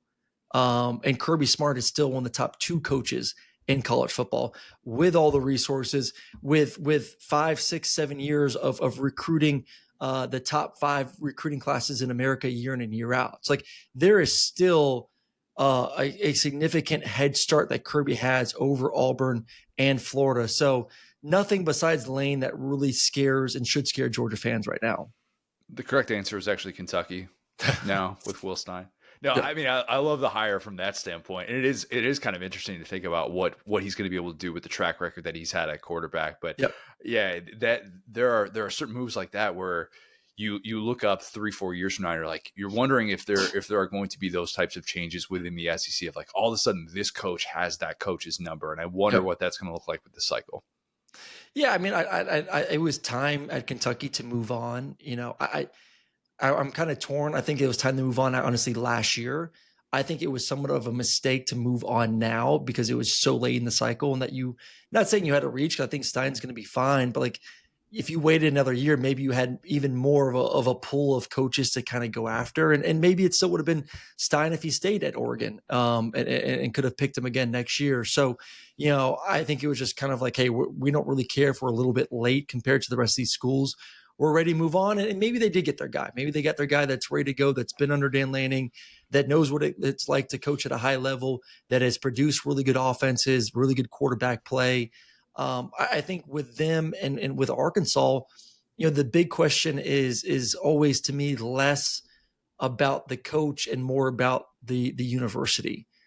Because we've seen Vanderbilt, for goodness sakes, somewhat put a lot of chips in front of their program and said, hey, we're committed to making this football program good. We've upgraded our facilities. We got a new facility. We've upgraded the stadium. We're going to continue to put money there and look at it. They're 10-2. They have a chance to be in the playoffs. They just flipped the number one quarterback in the country, and Jared Kurtz from Georgia to Vanderbilt. Things are trending in the right direction. It's like Arkansas and Kentucky, you can get the best coach in America, but if you're not going to go all in on football, you're not going to have success, because guess what? In today's era, LSU's going all in. Georgia's going all in. Alabama's going all in. Vanderbilt's going all in. Florida's going all in.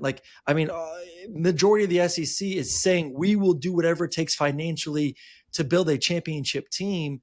And plus we have really good coaches on top of that. So Kentucky, Arkansas, you have to match these coaches with the financial NIL facilities. And that's a tall task to ask. That's a lot of money to catch up. I'm just realizing you can no longer say that you played against a current coach in the SEC with the Stoops move. No. Dang. Done. End of an era. Wow. New era. Completely new. Okay, speaking of new eras, original plan was to have you on before Georgia Tech. Your schedule was absolutely loaded. The first thing I was going to say to you, and I swear I didn't pick this timing after it was a rough offensive game for Georgia, but the first thing I was going to say to you was, man, I was maybe wrong about Mike Bobo. I'm coming around. So you're like one game, go back out of all the games this year, one bad game. No, we're not going back. But I just didn't want people to think that I only had you on after the Georgia Tech game, after it was maybe a criticized day, and the Drew Bobo injury, ironically enough, probably fueled that second half game plan. Maybe Georgia's just game managing. I found myself trying to make excuses for Mike Bobo, the OC, with Drew Bobo, the center, his son, out. But, nonetheless, I think I was wrong, man. And I love what Gunnar has become in this offense. Like, it's so fun to watch. Like, what's the most impressive thing that you've seen from him this year that makes you think, hey, Alabama, boogeyman or not, he's going to have a chance to beat any team that's on that schedule? Well, I mean, it starts with the leadership and the ability to win games in the fourth quarter. Like, you look at all the great quarterbacks, whether it's, the college ranks. I mean, Georgia, for goodness sake, look at Stetson, what Stetson would do in big time games, big time moments, fourth quarter games, down the stretch. You look at, the Tom Brady's, the Peyton Mannings of the world, and the Staffords, and, those guys that, the ball's in their hand fourth quarter, and there's just this sense of confidence that this guy is going to win us the football game. I think that's the feeling that Gunnar has given Georgia, their fans, their teammates, his coaches, ever since that Tennessee game, that no matter what's going on, good, bad, whatever, like, we're going to win this football game.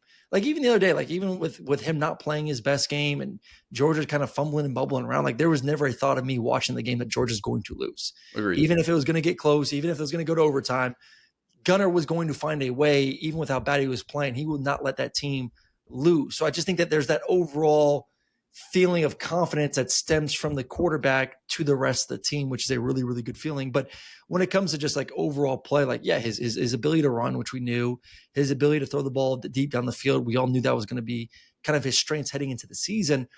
The area that I was the biggest concern was his just ability to layer the football. Can you get it up and over second level defenders? Can you make those throws over the middle of the field? He's not perfect at it, but he has progressed significantly more than what he was last year and what he was at the beginning of the season. I drew something up the other day, posted on my social media of play action, got it up and over a linebacker down the seam before the safety could make a play. That's something that he could not throw and execute 6, 7, 8 games ago. So now all of a sudden he's maturing as a passer. He's seeing the entire field. His legs are critical, especially in third down and red zone situations. And he's just a gutsy player down the stretch of football games. So he's really turning into a complete quarterback. It's been a lot of fun to watch him. It's been a lot of fun to watch this offense continue to mature throughout the season. And now the defense is kind of gaining its confidence as well down the stretch. So yeah, it's kudos to him and Mike Bobo for all the hard work they've been able to put on this season. I love the mustard that he puts on the ball when he throws to Zachariah Branch, middle of the field.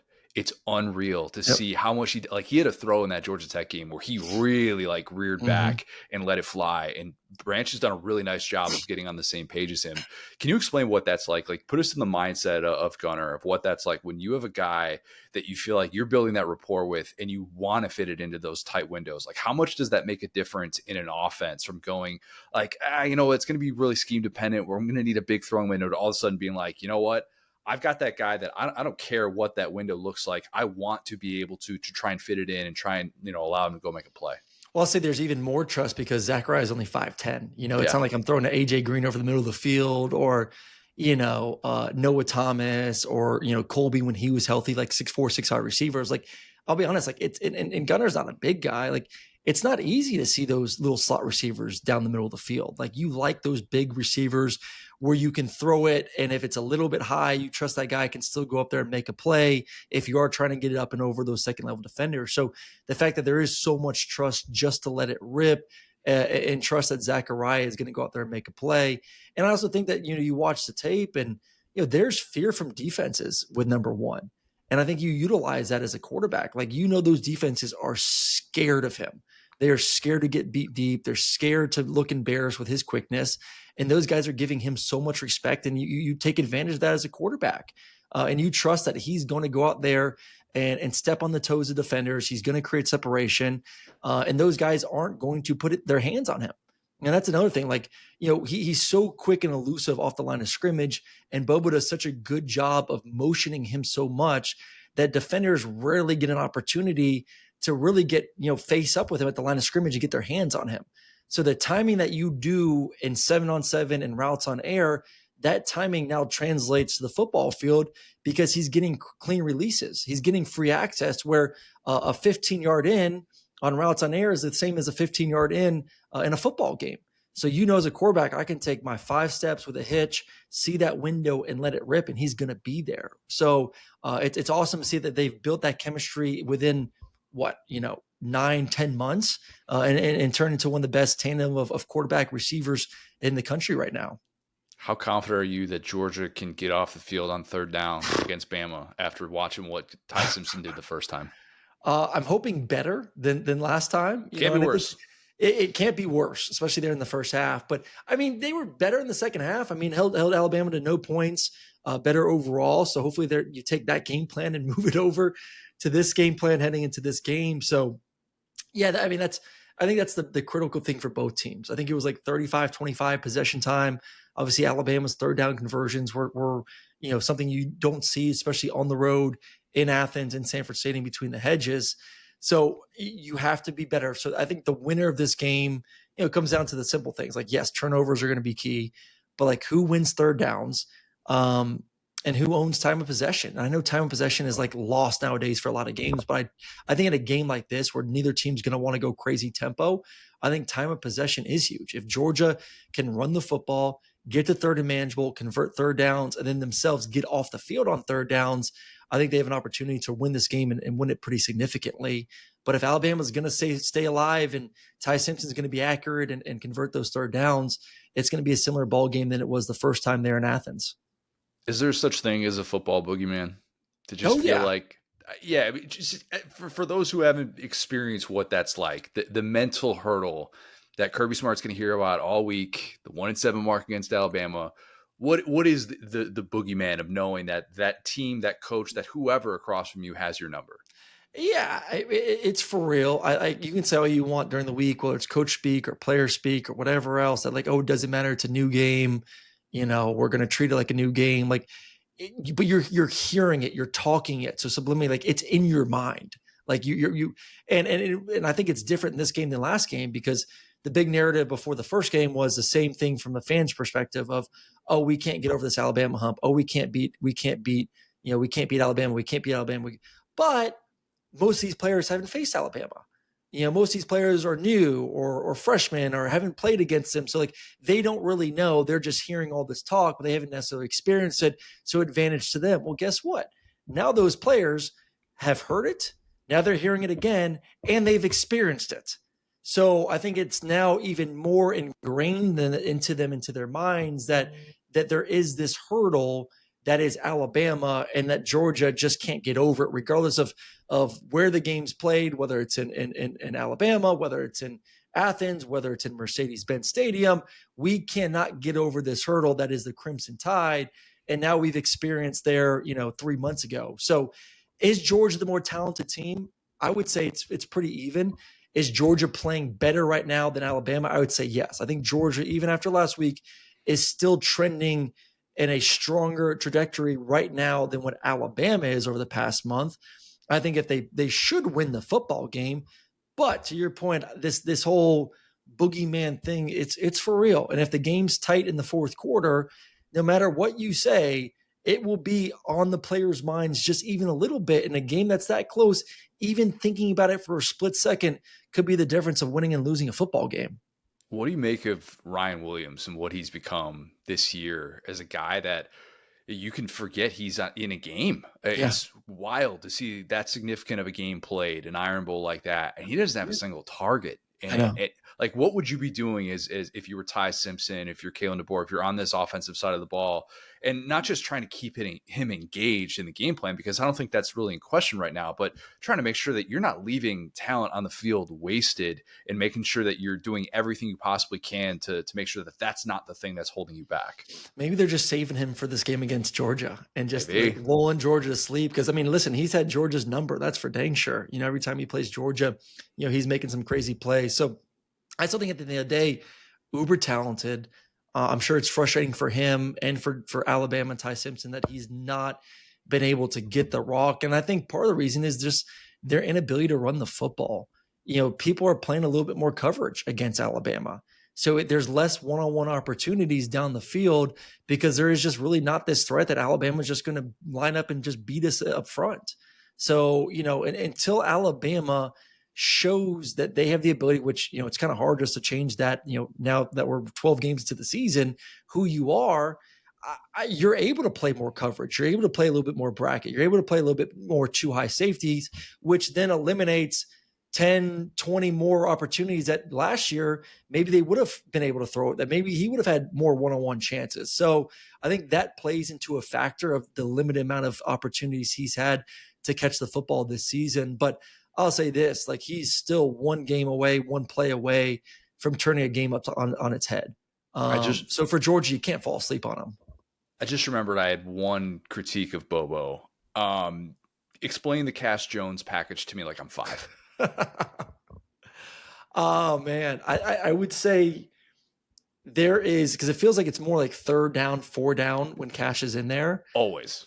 Yeah, I think it's all trust. That's all it is. I think at the end of the day, that defenses are so much more exotic nowadays in their 3rd down packages, 4th down packages than they were a decade ago, where the guy in the backfield has to be able to do so much. You have to be able to recognize blitzes. You have to see 2nd level defenders, 3rd level defenders, be able to pick those up.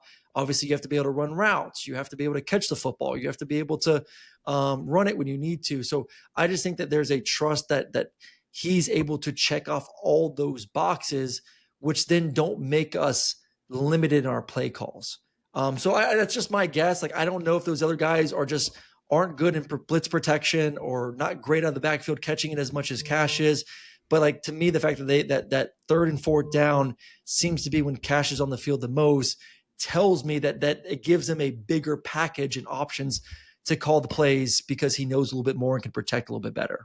I just always want to see either Josh McCray or Dylan Bell get the touches or whatever sort of looks he's getting in those spots. So that's why, and obviously it always just seems for whatever reason like it's a stop when he's getting the ball in those key spots. I know you got to run here. Score prediction for Saturday.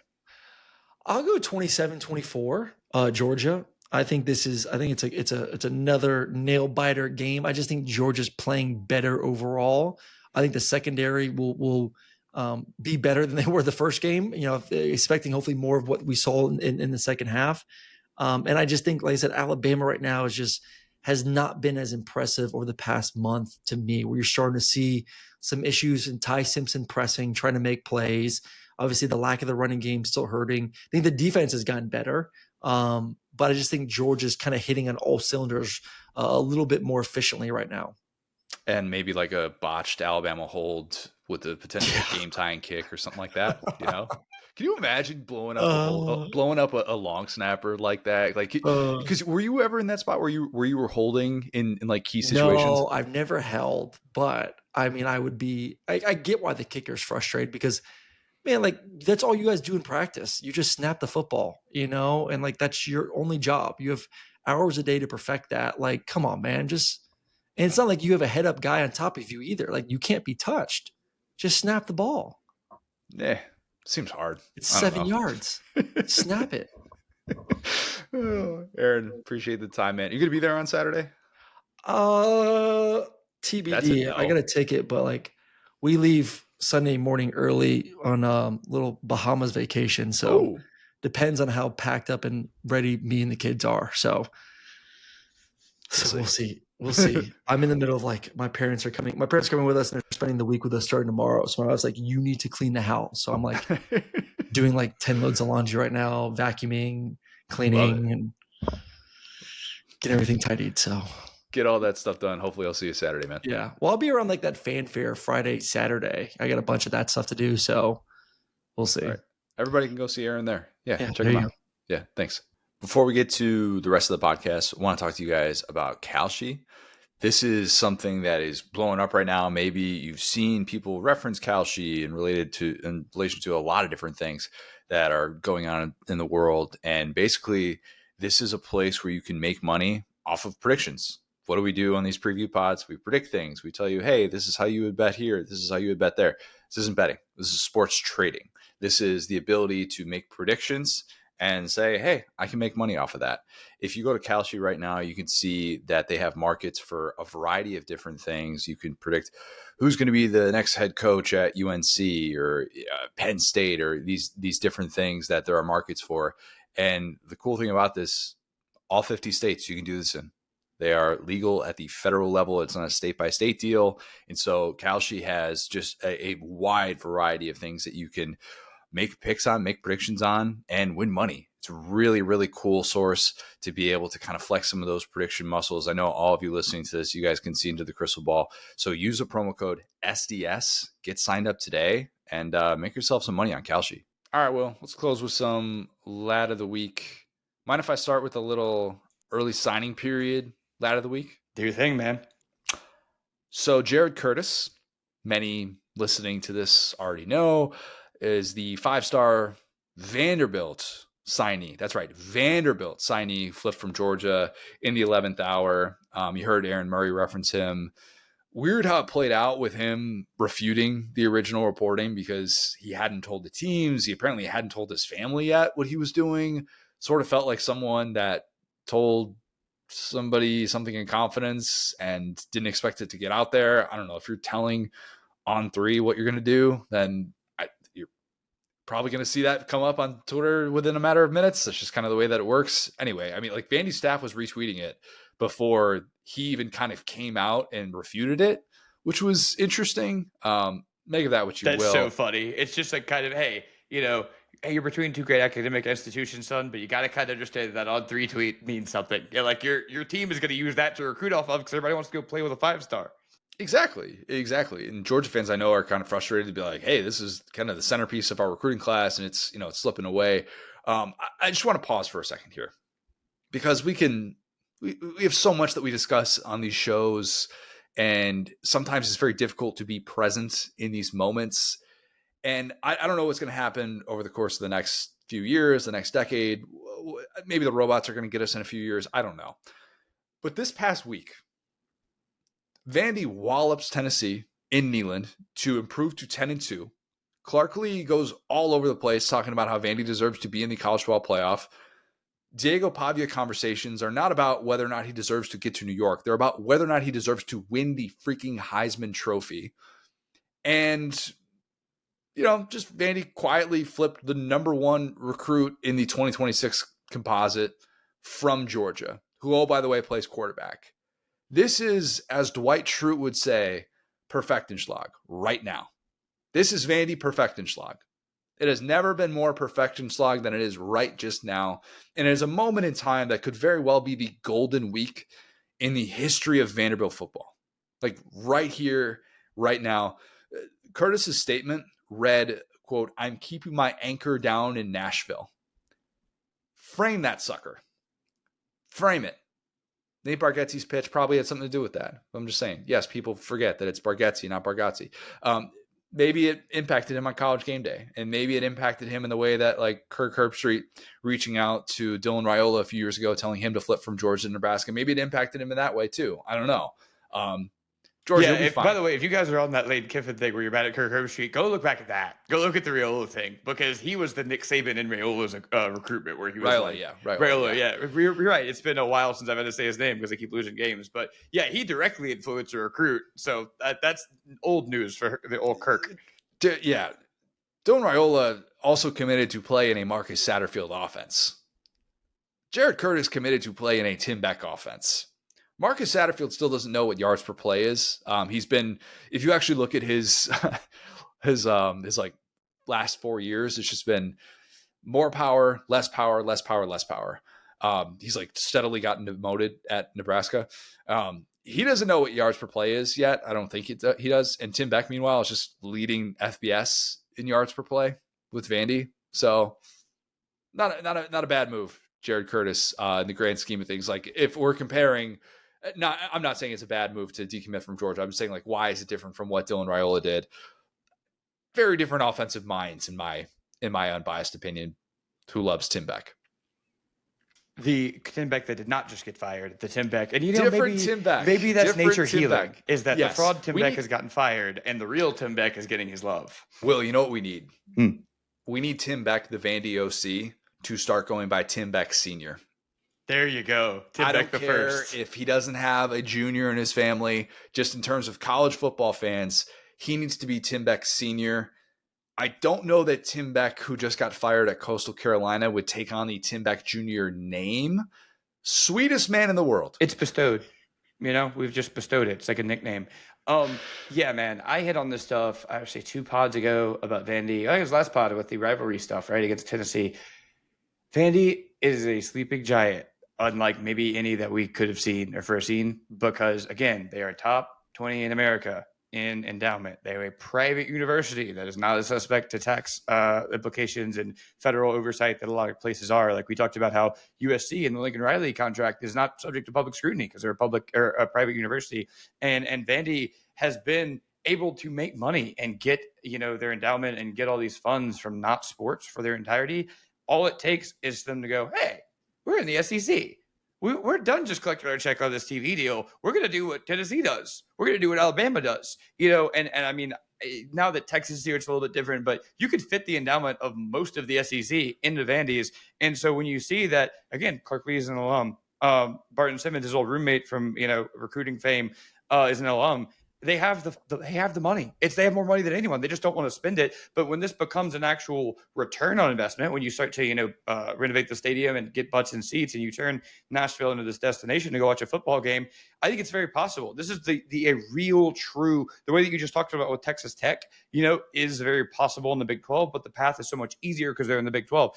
This could be a team that competes for SEC titles going forward, and I don't think that's crazy at all. Because what was crazy was all this stuff with bringing in Jerry Kill and Diego Pavia and beating Alabama and being on the verge of a playoff. Now all you got to do is just continue that momentum. So I talked about that, how Pavia is going to be the first guy through the door, and Curtis could be the guy who really leads the team to the promised land. And even if, he doesn't end up there, we never want to assume with recruiting, right? But that being said, like, whoever it's going to be, I think we have more faith in this Vandy staff at this point than very many in the SEC. And that's why a lot of guys got fired. Some are already saying Diego Pavia is assistant quarterback at Vandy. Some are already saying that. Couldn't be me. The system has punched you in the face. That's the cool thing, is it travels. You could put that anywhere. This is true. Vandy not going to the playoff, by the way, but nonetheless, perfect schlock.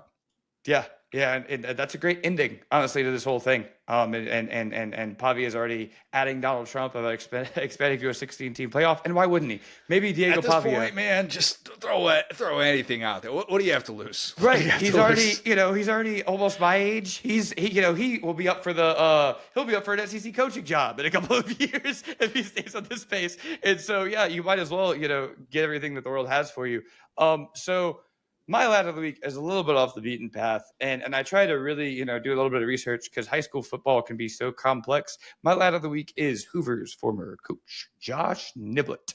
Different Hoover, former coach. Okay. Thought you were getting Rush Probst out here. No, Rush Probst is very rarely the lad of the week. He beat cancer, and ESPN kind of gave him a little Wall Street, but you can't fool me, Rush Probst. I knew who you were. Josh Niblett, very different type of guy. Whenever I imagine a football coach talking, I imagine Josh Niblett. He is the amalgamation of every football coach I've ever heard. He is a guy that, he's very about the family. He's very about his Lord and Savior. He doesn't curse. He's about all the right things. He is the most swole guy. I think we've talked about him on here before, but I used to do like 0 period weight training with the football team. He would be in there lifting like 500 pounds with chains on. He would pride himself for outlifting his players because you knew nobody was going to work harder. Nobody was going to lift heavier. Nobody was going to be as prepared as Josh Niblett. He was a leader from the front. Now, I say all that to give you the background of Josh Niblett.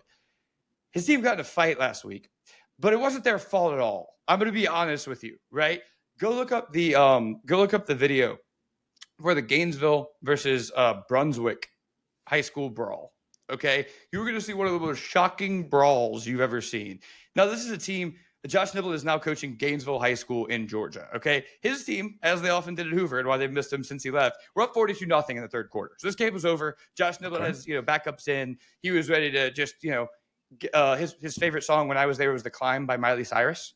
And he would play The Climb by Miley Cyrus while he was squatting 500 pounds. It was one of the most insane things I've ever seen. So I'm sure he has his song of the year. He's got his thing going on. He's 1-0.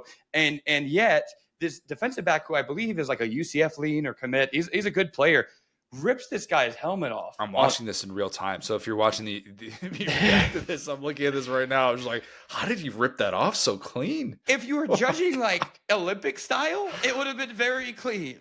If it was a fight, it was a great fight. If you're judging football-wise, it's one of the most insane things you've ever seen because this guy, like I said, is like he's on the field, he's running around, and he just starts to wail on this Gainesville player. And so the initial ruling by the Georgia High School Athletic Association was they suspended 35 players off of the winning team that did not start the fight, who was moving on because they were like, well, this bench is cleared. You can't leave your bench. You're adding to the hostile atmosphere. And so, I mean, good for Josh Niblett because he led dang near a coup against the Georgia High School Athletic Association, got all the, football parents involved, got everybody making a ruckus to say, hey, this isn't our fault. And just today, and that's why I said I'm glad that I waited, they had rescheduled the game, the next game, because all these players were out and they were trying to find a solution. But I say that to say suspension's cleared for the guys on the bench. They are suspending 4 players that were directly involved in the brawl, which, to be clear, hey guys, high school playoff game, you're not going to run from a fight. You're going to try to de-escalate and kind of push back, but you can't just turn tail, and just run out of the field. You're going to be laughed at forever there. So I get them suspending the 4 guys that were directly on the field when it happened. Whatever. It just sucks because one team is clearly not moving on to the postseason, so it doesn't matter if you suspend their guys, right, or do whatever. And one team clearly has championship aspirations by the fact they're up 42-0 in the third quarter. And so good for Josh Niblett, man, a guy that, like I said, cleaned up the Hoover program after the famous 2-a-days Rush Probst, whole Not going to get into that, but Google Rush probes, you want an even wilder story than this. We got MTV at your school. It's a little bit, you become a Kardashian. But anyway, that being said, I could just see Josh Niblett in his voice. Oh, come on, man. I mean, he had like the most coach voice of all time. Come on, y'all know this isn't right. I love Josh so much. And so the fact that he was able to get this stuff overturned, get his guys still playing for a championship, keep the eyes on it, and not turn it internal, not do woe is me. He was able to put an action plan together to get his guys unsuspended. Game got rescheduled, and they're finally doing the right thing. So good for them. Championship, stays on for Gainesville. Get a camera. You have like so many different camera angles that could factor into that too, which is now a part of that with high school football. Is that probably different to try and make that case 30 years ago, but instead you've got this view and that view, and you could see, oh, this is the guy who started it here, and even though the main camera wasn't on him, well, this camera was. Probably a little bit easier for him to make his case of, look, you could see where this started, where this finished, and a team that's got nothing to lose against a team that's got everything to lose, and what that's like. Kind of surprised it doesn't happen more often, to be honest with you. Like, I know it happens a lot, and those I always feel like it's about to happen with a victory formation scenario at the end, especially regular season finale, maybe teams 5-7. That's honestly why they do the and it always seems ridiculous, but sometimes a guy will have a targeting suspension carry over into the following season. And it's because they don't want to just have the purge at the end of these games where guys can't get punched at all. And it does seem ridiculous. But then if you kind of think about, well, I do have to factor in next year as well, if I potentially just decide I want to go ham on, this DB that's been frustrating me all game, and I want to snatch his chain or rip off his helmet, whatever the case may be.